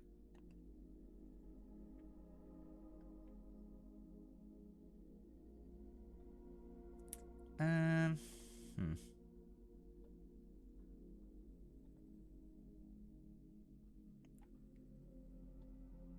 Like I think he's moving down. Like I mean like Debbie is here. Like Debbie's kind of an interesting comparison. Because like they've both had like deep run or like middle like they both like they've played twice and they both got to the middle of the game twice. But never got past that. Like obviously the points in the games that they were like I think it's like Bobby John on paper is a better player at least. But then I feel like Debbie actually has higher highs. I think Debbie has higher highs. I think Bobby John is just a more consistent like person. Or like I think Debbie's over that like is very what's the right term? Abrasive, I guess. I don't know. It's like there's a lot of like potential that like Debbie just pisses off somebody for no reason, but Bobby John, I think, is like someone that you kind of know what you're going to get with him. Like he's probably safe throughout a lot of the early game, and then I don't know if he really has much gusto post merge to really do anything.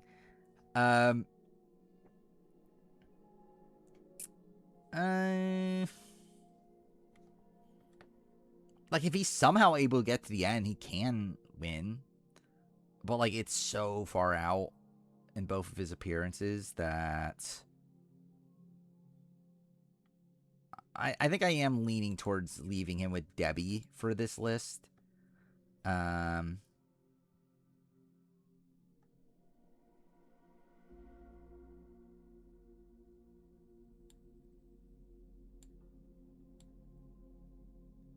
Like I think for someone that like plays twice, never makes it past final 9, I feel like this like literally never makes it past the halfway point. Or I guess too far that was the halfway point in Guatemala, but still.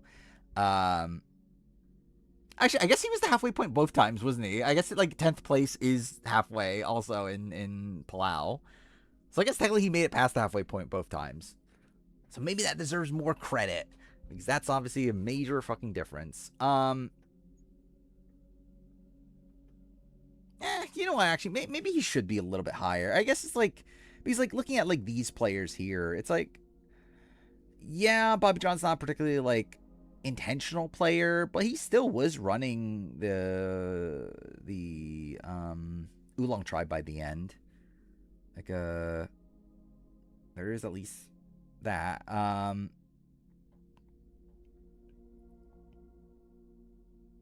he's probably better than Chris Underwood, right? Like, he can get voted out in the third tribal.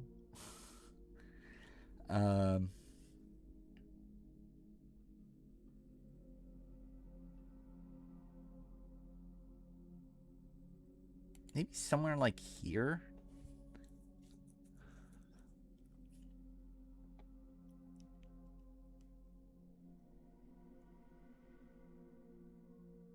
Or like these are some of the more screwed over.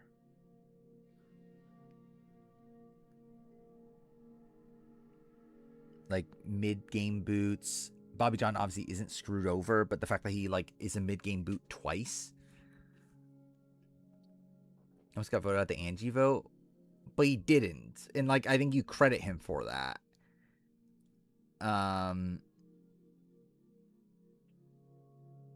Where it's like he doesn't because he had like good enough bonds with James and Ibrahim, to where he didn't want to vote for him. Like I guess obviously it shows like a failing in him like securing his relationships with Stephanie and Angie, but like it's still a spot where he like still had the majority of the tribe on his side, not willing to vote him out. Um,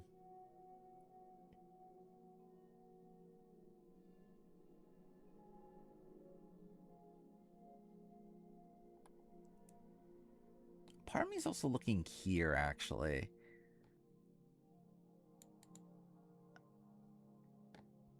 He's like, generally, if you put a gun to my head and say, who's a better player, Bob Crowley or Bobby John?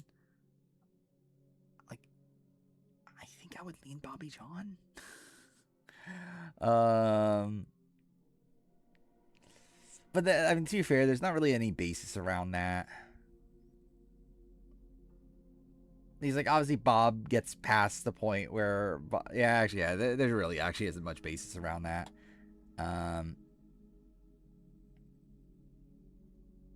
Bobby John versus Abby Maria. I guess Abby Maria makes it deeper both times she plays than Bobby John.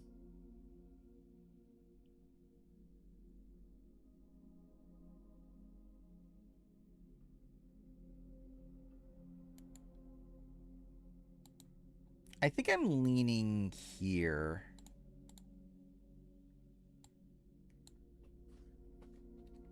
Like right above the like screwed mid-game boots and like giving him credit for being a mid-game boot twice. I think it's kind of the way I view it. And I think he's kind of on a tier of his own. Jumping in for by Ibrahim being given immunity. Yeah, but even in that spot, it's like James is never turning on him. It's like I think what likely happens the following round is just that Angie gets voted out at 4. Like when they're down to 4. Like I think Stephanie probably just gives up on Angie. And then yeah, it's I think either way, Bobby John was likely getting to 2 in that group, mainly because he had such a good connection with James, and James was unwilling to take him out. But yeah, again, I think Bobby John there is fine. And then is this the final tier for tonight? It might be at this rate. So let's see. So, okay, what am I doing at Fabio? I think that's the next one to really figure out. Because I think these 4 are probably close to each other.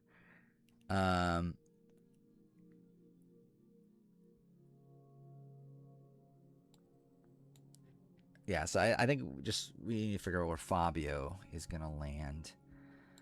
Like, Fabio's a winner, but also he shouldn't have been. Like, he gets very lucky by essentially being given 2 rounds of safety because Nyanka and Purple Kelly quit in a spot where, like, he was in danger for really the rest of the game. Like, obviously, he is good at challenges, and that's something that can prop him up, but really outside that, he's just someone that I would be, like, unless he's able to change his game, like, if he plays the same game, I think he probably loses on most times he plays because he just can't get to the end. And even then, I think there's certain seasons where if he gets to the end, he's not respected by the jury with the game he plays. So I do want to move down on Fabio. I'm debating on how much to move down on him though, because like it is a spot where, so like looking at like the Grant tier, I think that's kind of interesting because like in general, Fabio probably should be somewhere in this range. Like it's a spot where like obviously he does win. So, like, maybe I give him, like, a tad of a boost there. Is he that different from Bob? Practically, probably not. Not in any way that, like, is impacted by this list. Like realistically, I would have a lot more faith in Fabio to make it deeper in most appearances than Bob. But, like, that's not really what this list is at this point.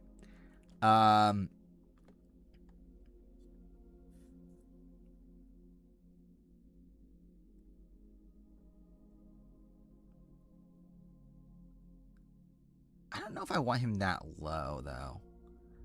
And I don't know, maybe that is a spot where maybe Bob could move up a little bit. I don't know. But I guess to be fair, it's like, yeah, he really had no right getting all the way to the final three. Like, these are all people that got to final three. And, like, obviously some of these got to, I guess, final four. Um,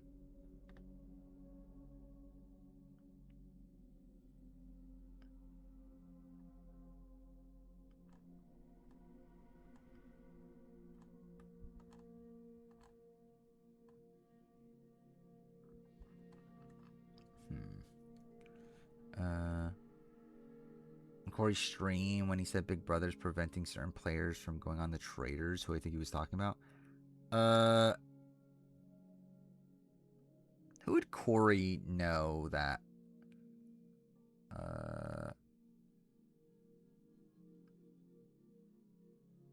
Maybe Jag? I don't know. Like it's like it would be someone under contract, and like someone that he knows. So yeah, it'd probably be like a very recent player that he's friends with. So yeah, like Jag. I guess like Angela is an option. I don't know, like who else is he friends with that would like actually be a big enough name? Like obviously Taylor's someone that I would expect to have been in the running at a point, but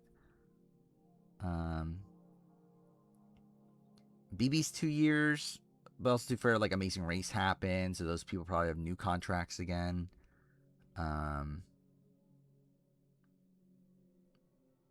So yeah, don't know. Who am I even fucking dealing with right now? I generally forgot already. Fucking Fabio. Okay.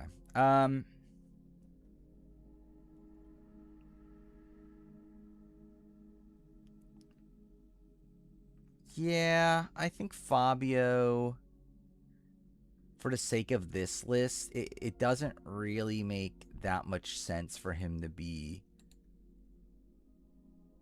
higher than this, I think.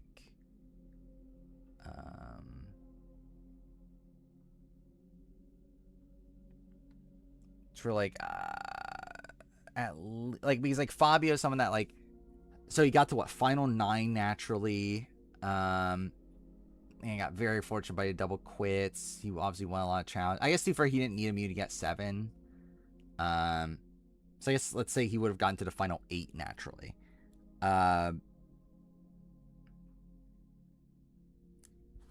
Which is like technically maybe, I guess these people even made the final 7. Yeah, I mean like maybe I do just say fucking put him with Bob.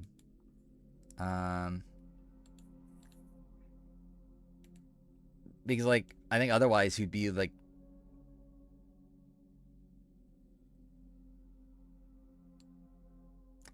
Laura Moret is the other person.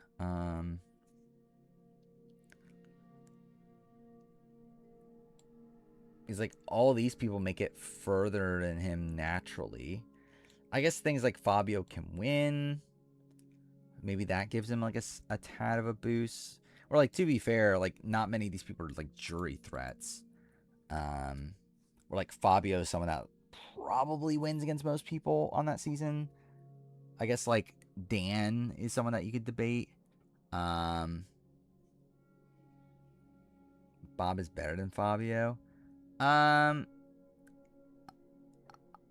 can see that argument, but I'm not gonna do it. Like I think Bob is someone that you can at least like credit for having like an alliance that was like going to stick together, even though he was on the bottom of it. And obviously not needing to double quit and that sort of stuff.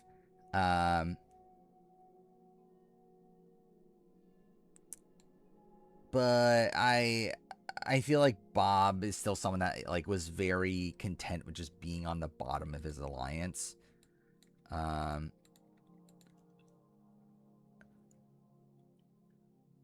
it's like I don't feel like there's as much gusto there. Had a way better endgame. I guess to be fair, Bob at least had a Final Four round where he didn't need immunity, which is actually generally yeah, fuck it. I think that's fair.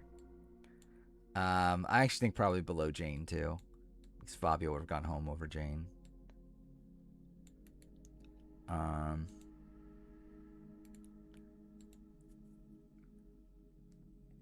You know what? Actually,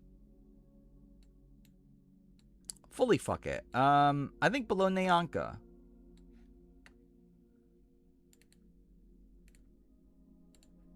Like if Nyanka didn't quit, Fabio wasn't getting anywhere close to the end of the game. So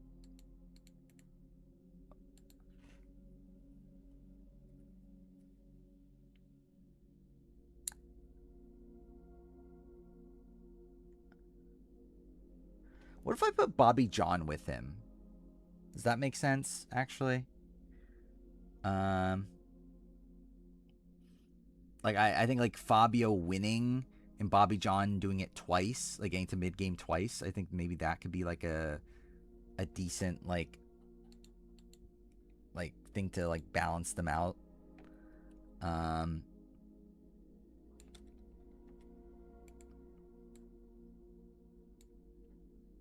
Yeah, I think I'm gonna do that. Yeah, below Abby Marie is actually very funny. Fabio should be John Mish level.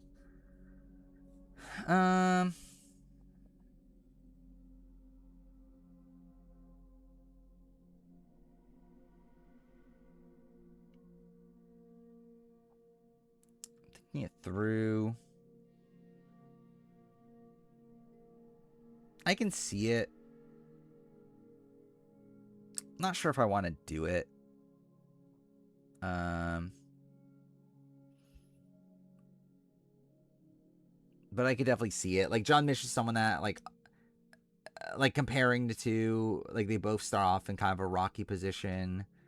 John is able to recover out of that, but that's almost entirely due to the blood versus water twist. Like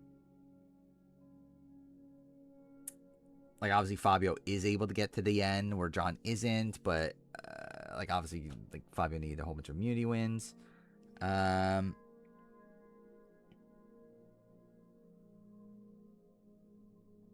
Jack is better.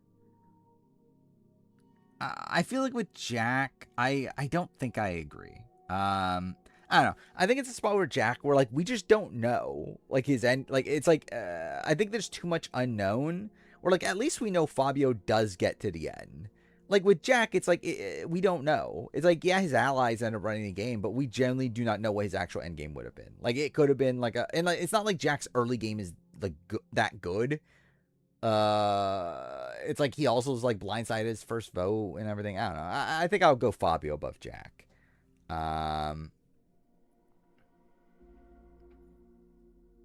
But he did get to the end though. Like it's like yeah, it would have been unnatural, but like he actually did. We saw him get to the end. He did get to the end and won a jury vote.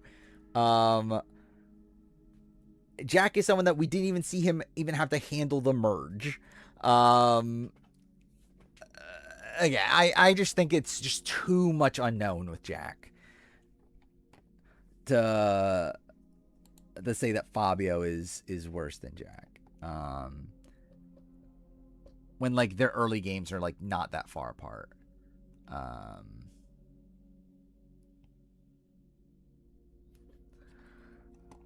Yeah.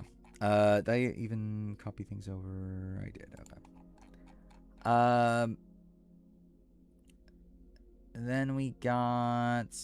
I think these are probably mostly together. I guess like PG, Eliza, Sheehan. I think those are definitely together. Aaron is possibly also with them. We'll see. But PG, actually,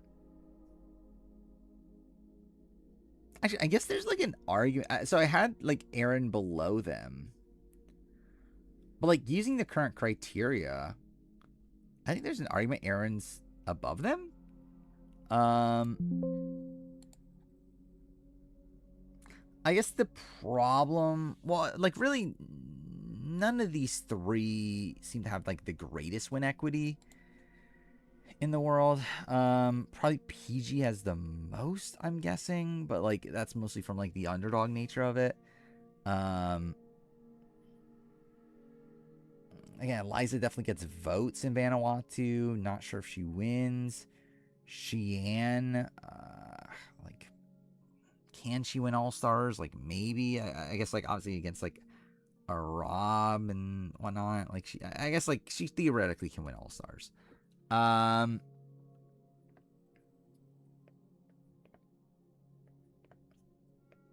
Was Eliza the second biggest jury threat? I thought we found out it was the opposite of that. Or maybe I'm thinking of Julie. I think it was Julie. Um, uh,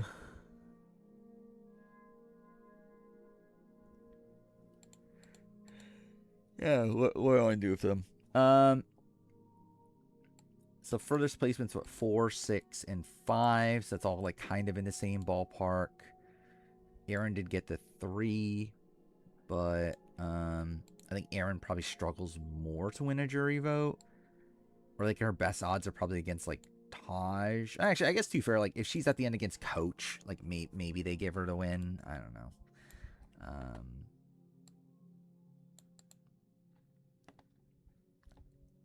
But still, it's like she definitely is like in the like leaning towards the GOAT category.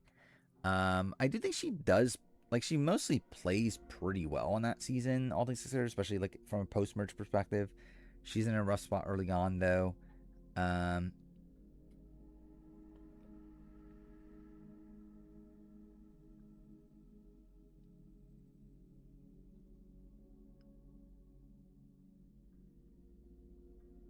like I'm kind of leaning somewhere in here for her actually.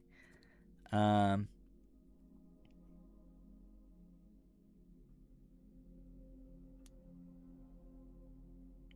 I'm trying to remember the Cassidy. I guess it was playing optimally. I guess like was Aaron playing optimally? I don't know what optimal would have been for Aaron. Because like ultimately she doesn't really have the influence to really do anything about it. So maybe that's like a tad lower than.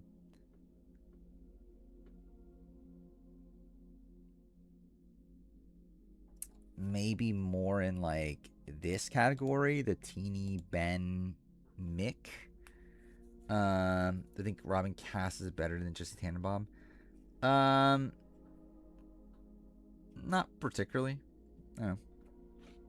Yeah, generally between Robin Cass and Jesse Tannenbaum, I don't really have that much of a vested interest. Like I feel like there's not really like a major difference to me between the two. For Big Brother, I think with Survivor though, I think you could definitely tell more of the Jesse versus Lynn Spillman. Um, which in that case I would lean Jesse, but I think they both have like their own strengths and weaknesses. But yeah, with like Big Brother, I think Big Brother production just has like so much of a like. I think they know what they like. I think they like just typically play into stereotypes a lot more on Big Brother casting, to where like I don't think like Jesse's able to do that much with Big Brother. What is this? Okay, cool. Episode ranking for fucking yeah, this feels like a lot of work. Was the episode that bad? I mean, it wasn't good, but I don't know. Was it the third worst New Era episode?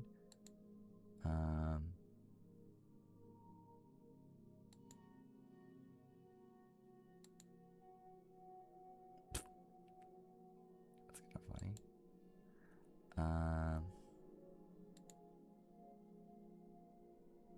Yeah, I mean, like, I have nothing really to say about that. It's fine. Um, uh, yeah, I would probably expect more 49 episodes on there, to be honest. I think that's probably the main thing. Yeah,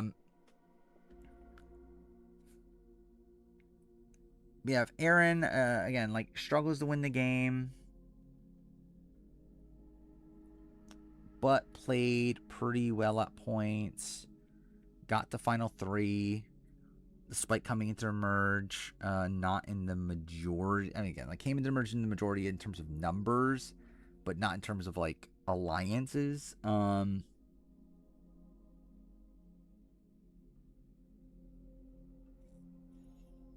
But she was pretty dead to rights. Like in terms of like winning the game.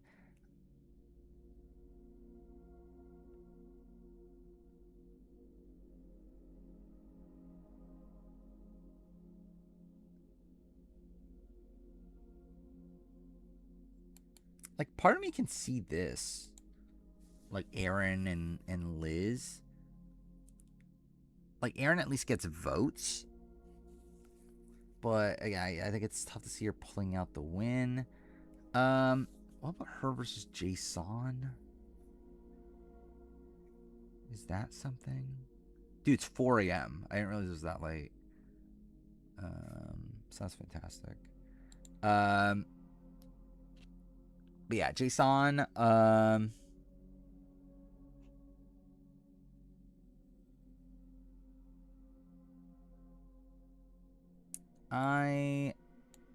think I might settle with Aaron and Liz.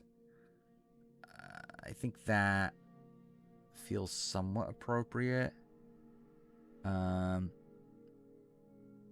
the fact that they were like not really in the best early position, though not necessarily in danger. I guess if we're actually Aaron is someone that did get saved by the Jerry quit.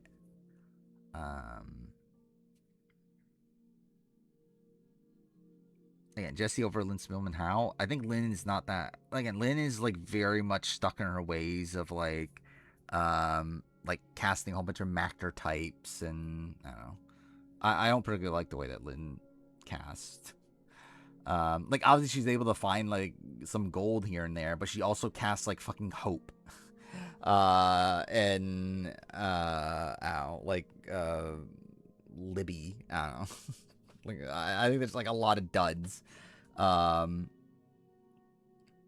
Mactor's model actor. Like that's what like a lot of the like 20s cast like because like a lot of their occupations were model actor. So that's what they call like the Mactor era of the show and stuff, where like they were just like casting a whole bunch of like recruited actor model people to be on the show. What did I do with Aaron again? She's here. Yeah, I think that's fine. They should do models versus actors. That'd be very funny. Okay, and let's finish this before ending stream. We got Eliza, Sheehan, PG. In terms of the order here, I think Eliza probably is the best. I don't know. So like, I think PG probably like PG has the worst run of the 3, and like has also the worst voting record. But again, some of that's from just being pagonged. But yeah, I probably go with this. Technically, Sheehan has the best longevity record. Actually, maybe not. I mean, Eliza has the deepest run of them all. So that's 4. No, actually, no, that's not the. Yeah, 6th and 10th and 4th and 10th. So yeah, I guess Eliza just has the better average. Not that that really matters that much, but still. Yeah, I guess we're saying like all these people could theoretically win.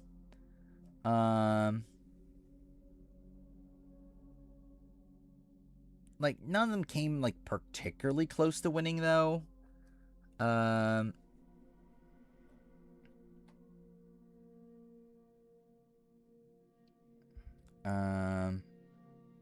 Aaron Rudy. What the fuck is Rudy?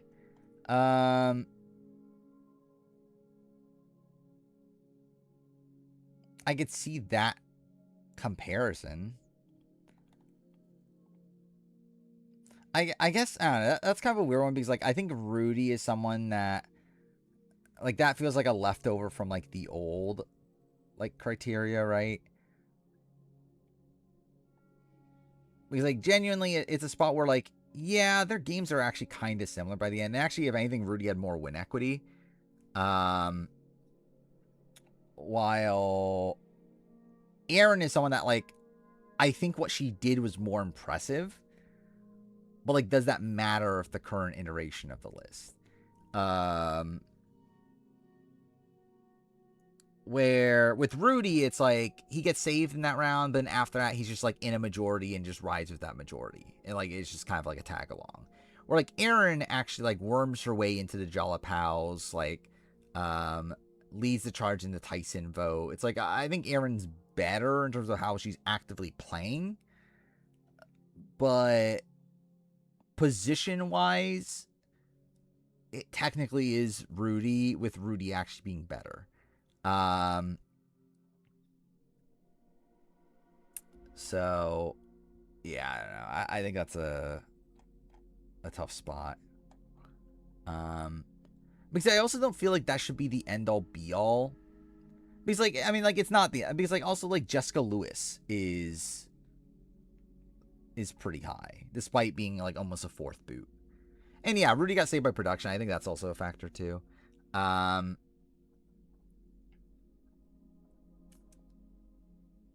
or like with Aaron, it was more like natural on the season, I guess, even though it was again still Jerry getting sick and quitting, but still. Yeah, Rudy might actually just be too low. That's also a thing, but also I'm not gonna deal with it today. Yeah, I'm just gonna leave it as is for now.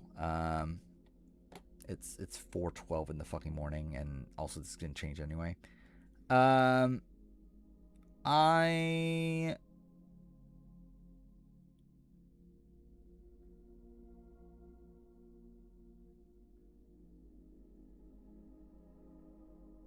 I think maybe I don't know. This is actually kind of a weird one because I actually feel like maybe they should separate. Okay, wait, fuck, I need more room. Um,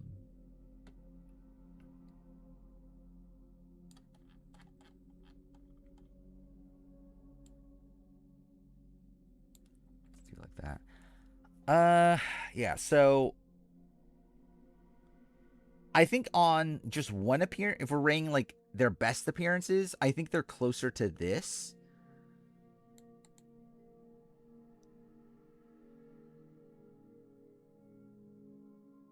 Actually, no, I guess it's like some are different than others.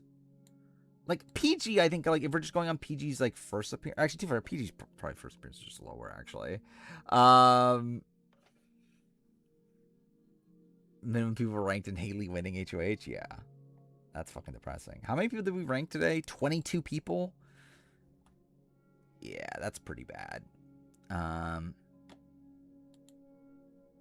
yeah, almost 4 hours in the stream. Um,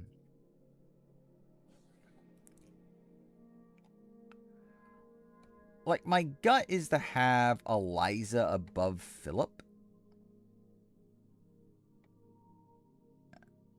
Actually, probably Eliza above Scout even.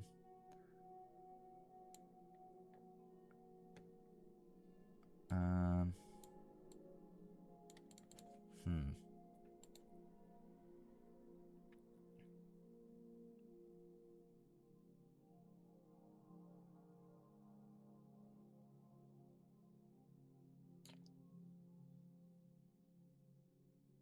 Like, yeah, okay. Let's see. So, like, if I'm going by Eliza's first run, she gets the fourth place. Doesn't really have a path to the end, but let's say she has win equity. Um, so in that world, I think she's like this. Like, she's probably like a Mick Trimming type. Actually, maybe even less because like she's like more in and out of the majority. Um, she's probably more of this actually. She's probably like a Ben Teeny kind of level. She does come back, and it's not a great performance, but she at least makes merge somehow. And two further, like you could argue, like Penner getting medevac harms her positioning. Um,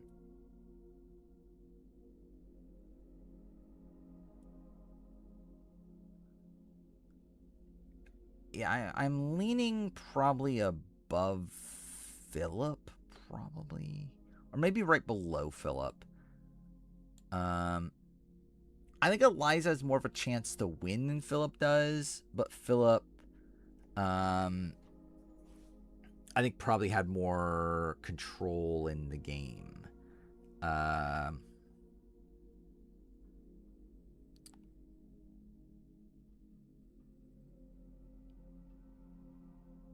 yeah, I think I think I probably will go.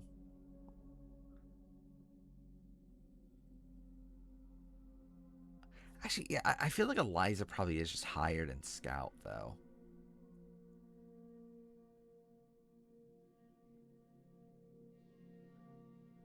Yeah, I think Eliza's just higher than Scout. And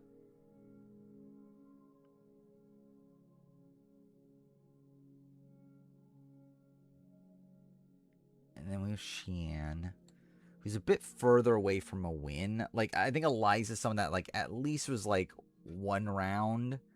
Or, like, two. Like, she was at Final Four. Like, Xian, like, best she has is a 6th place. And, like, yeah, she could win against Rob. Maybe she can win against Amber. Yeah, maybe she can win against Jenna. Like, there are winning scenarios, but it's just like she's not really close to getting to them. So it's like, how much credit do we really give her for that? Like, I feel like maybe Xian's actually closer to this style of player. Like maybe closer to like a generally maybe like more of a Mitch. Like a Mitch, a Sebastian type. Maybe not even that though, actually. Because like she's not even in the like at least they were voting with the majority, right? And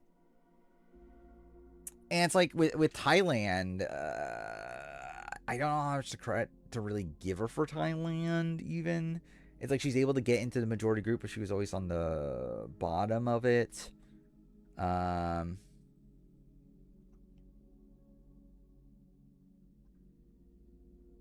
So yeah, maybe I don't know, maybe like this level. Like Jessica Lewis.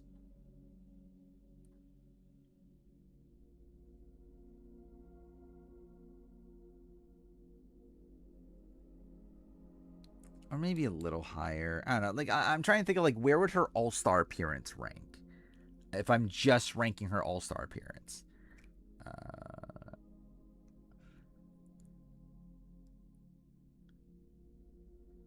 And I'm kind of feeling that's how I'm gonna deal with these returning players for this list. I think it's like think of their best appearance, where does that rank, and then after that make the adjustment of like how does their other appearances like affect that. So yeah, like on All Stars, she's final 6, underdog figure, could have had win equity, but had no path to the end. And was like not in a particularly good spot before that. So like that's not a great game realistically. Like that's probably and generally that's actually just that's really just not that good. It's somewhere in this range probably. Just that game.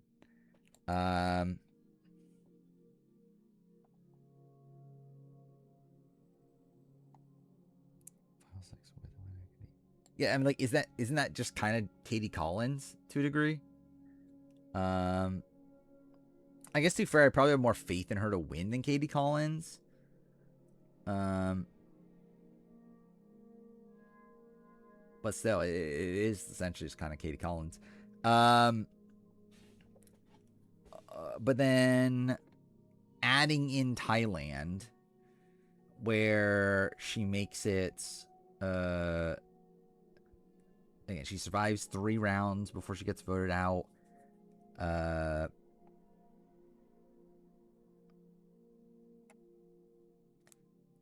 I looking at like a Varner maybe? Or like.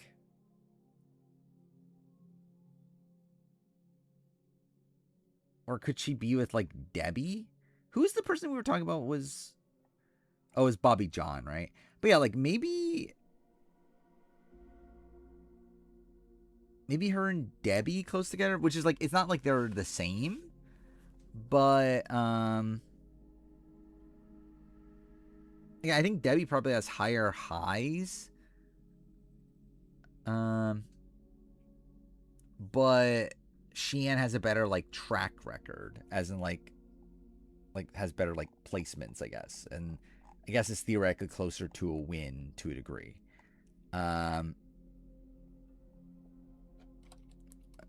So first up, yeah, I think I'm leaving Eliza there.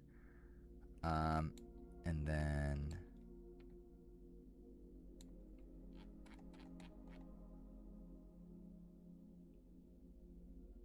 where's Debbie? Here.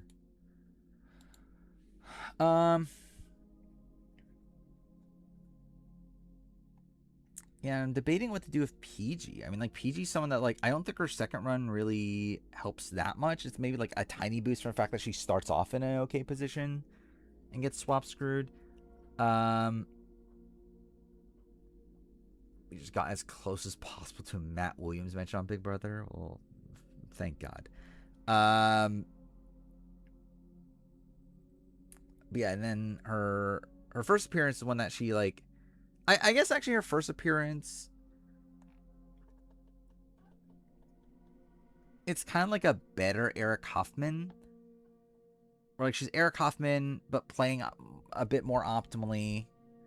And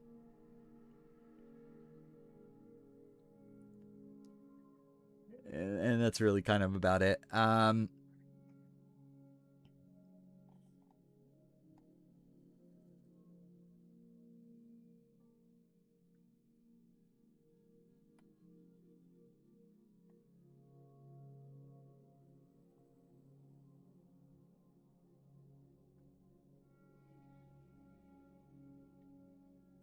I am thinking about maybe just leaving him here.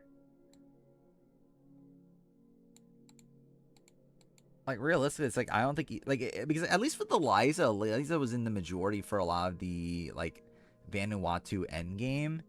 It's like Sheehan is, like, in the majority for pre-merge of her seasons, but, like, post-merge, she's just, like, pretty dead in the water. PG, the one time she makes it deep, like, she's also kind of dead in the water in the post-merge. Yeah, okay, I think that's fair. I think it's at least give PG credit for running Zanhu. Which, like, maybe with that, maybe that does boost her a little bit, like, entirely. I guess that is kind of a Laura Moret kind of position then. And I guess to be fair, like, she's surviving past that. Actually, I forgot about Alicia is there.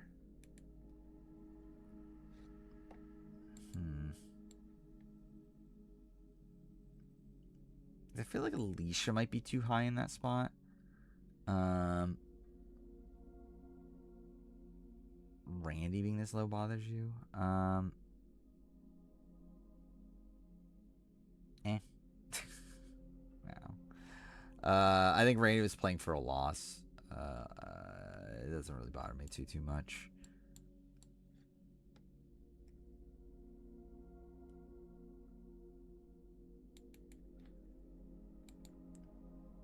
Cool. Why is it doing that? I just need to. Maybe I'll zoom out to 70. Yeah, I think that'll help.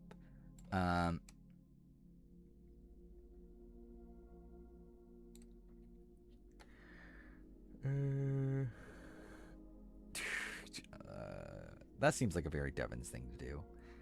Who was I doing? Alicia.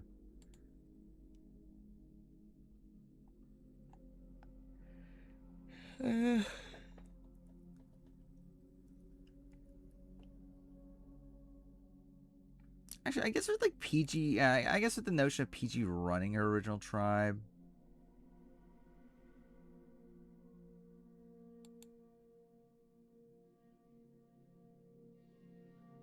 Like at least these people controlled some of its post merge.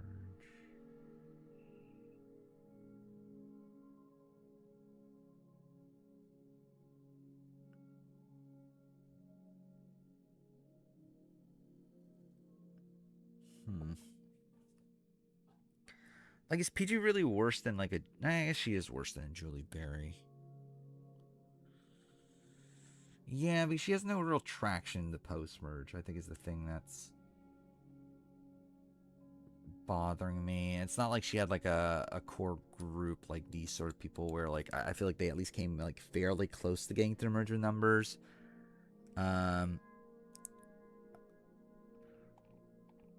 Like PG didn't really have much hope by the time the merge. I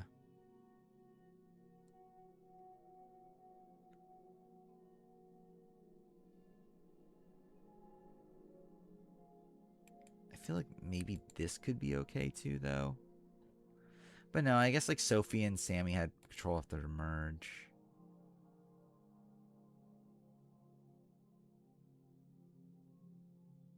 Yeah, I'm thinking. I'm thinking this. Thinking like PG added to this tier.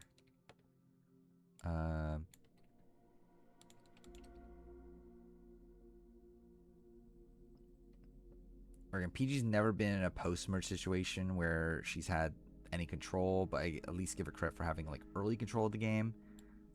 Which actually, with that, maybe that is just closer to Laura Moret. Actually, but even Laura Moret had control for a couple votes in the post merge.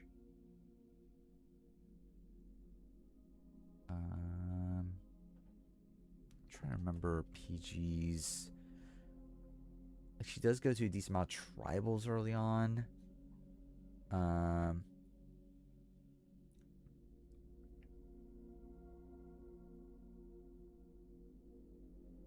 Actually, generally, maybe she's closer to Abby Maria. And even Abby Maria had like some control in the post merge of what season is that of Philippines. Try.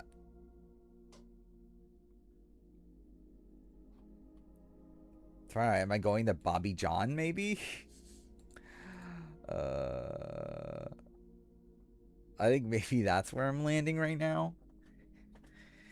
It's like closer to the Bobby John tier. Which is like a really random person to be comparing her to, but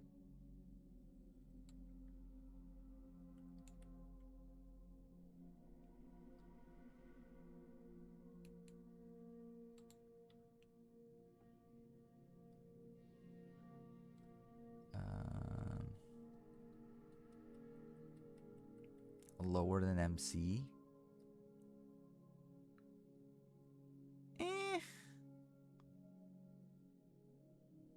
I think she's an MC that we got to see play more after the merge. So it's like, I don't know. I don't think she's worse than MC. I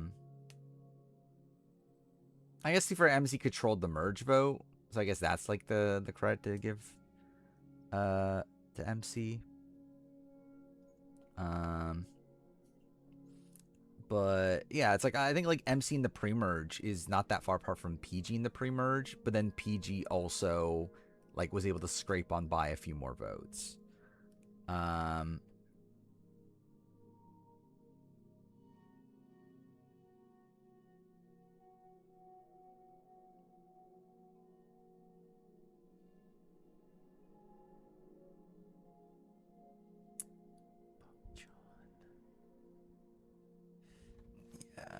don't know. Maybe I go like this. I don't know. I don't really.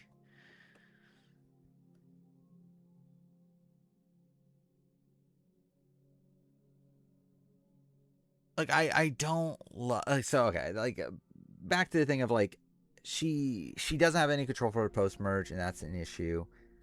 Um, but again, that shouldn't be like the only thing that matters. When like I do think she had a pretty good stranglehold in her original tribe. Like I feel like that's kind of like Laura Morat esque. I think Docker for and generally like actually like if anything her second run's actually possibly better than Laura Morat, despite obviously PG only being the third boot on that season. Um, but yeah, and then also PG like obviously has a deeper run on her first appearance too. Yeah, I think her with Laura Morat feels okay to me, and like maybe they're their own separate tier. Um, Actually, you know what? I think I'm gonna go PG above Laura Morat. I think I'll yeah I think the fact that like legitimately Laura Morat's second appearance is pretty fucking bad. Like she gets booted over Laura Bonham. Like that's pretty pathetic. Um, like PG at least controls 2 votes there before she gets swap screwed. So, uh,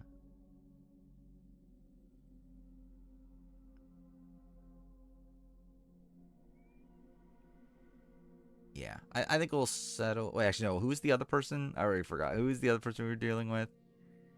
Can Rupert ever return now? Probably not. I think that's probably too far gone. Sheehan. Um,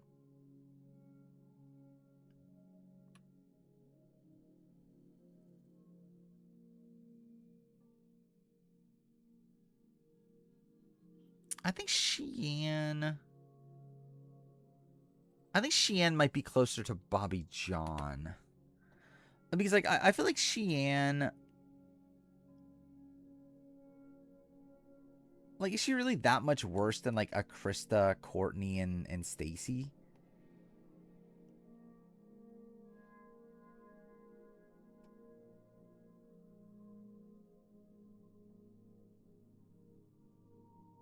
I guess like there were points in the post merge where these people had control, Sheehan didn't. Is like a point there.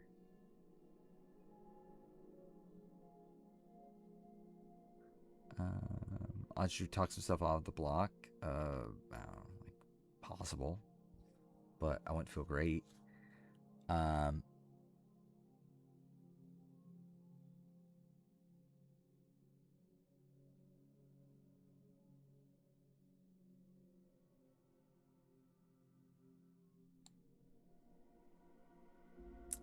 mm,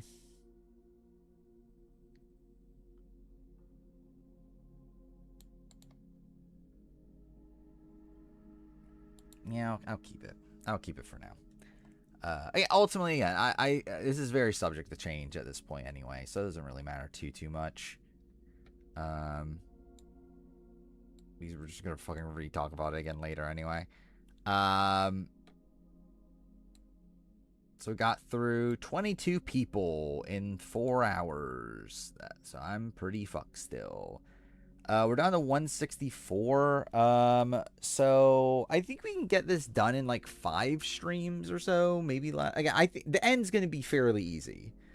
Like by the time we're getting up to here, like this is gonna be fairly easy. But especially like the purples. But yeah, it's just obviously getting there. Yeah, again, I'll be back tomorrow. I might start earlier. Like I start like at the normal stream time of like 11 something. If not, I'll definitely be up by like 12:30, like I was today. Um, but yeah, right now I would expect to probably start around 11 something. Um, I'm probably not gonna do daytime. I have too much other work to do outside this. I think what I'll probably do is do like I'll probably make the list of using the old like make a ranking off of the old list, so we can compare them after the fact. I think I'll probably do that. Also, I need to end my year in gaming video at some point. But I probably just won't do that until we finalize the list anyway. But it's about where like I'm not in like a big I'm not in like the biggest rush to finish the list right now. Like I have enough other stuff to do to where I don't really need to like rush it to where it's like I'm still gonna be streaming every night anyway. So like we'll be done with this by what, like Monday, Tuesday. Like it's not that far away. So I'm not I'm not dying to like really rush through this right now. Adrian or Jason as players. Adrian.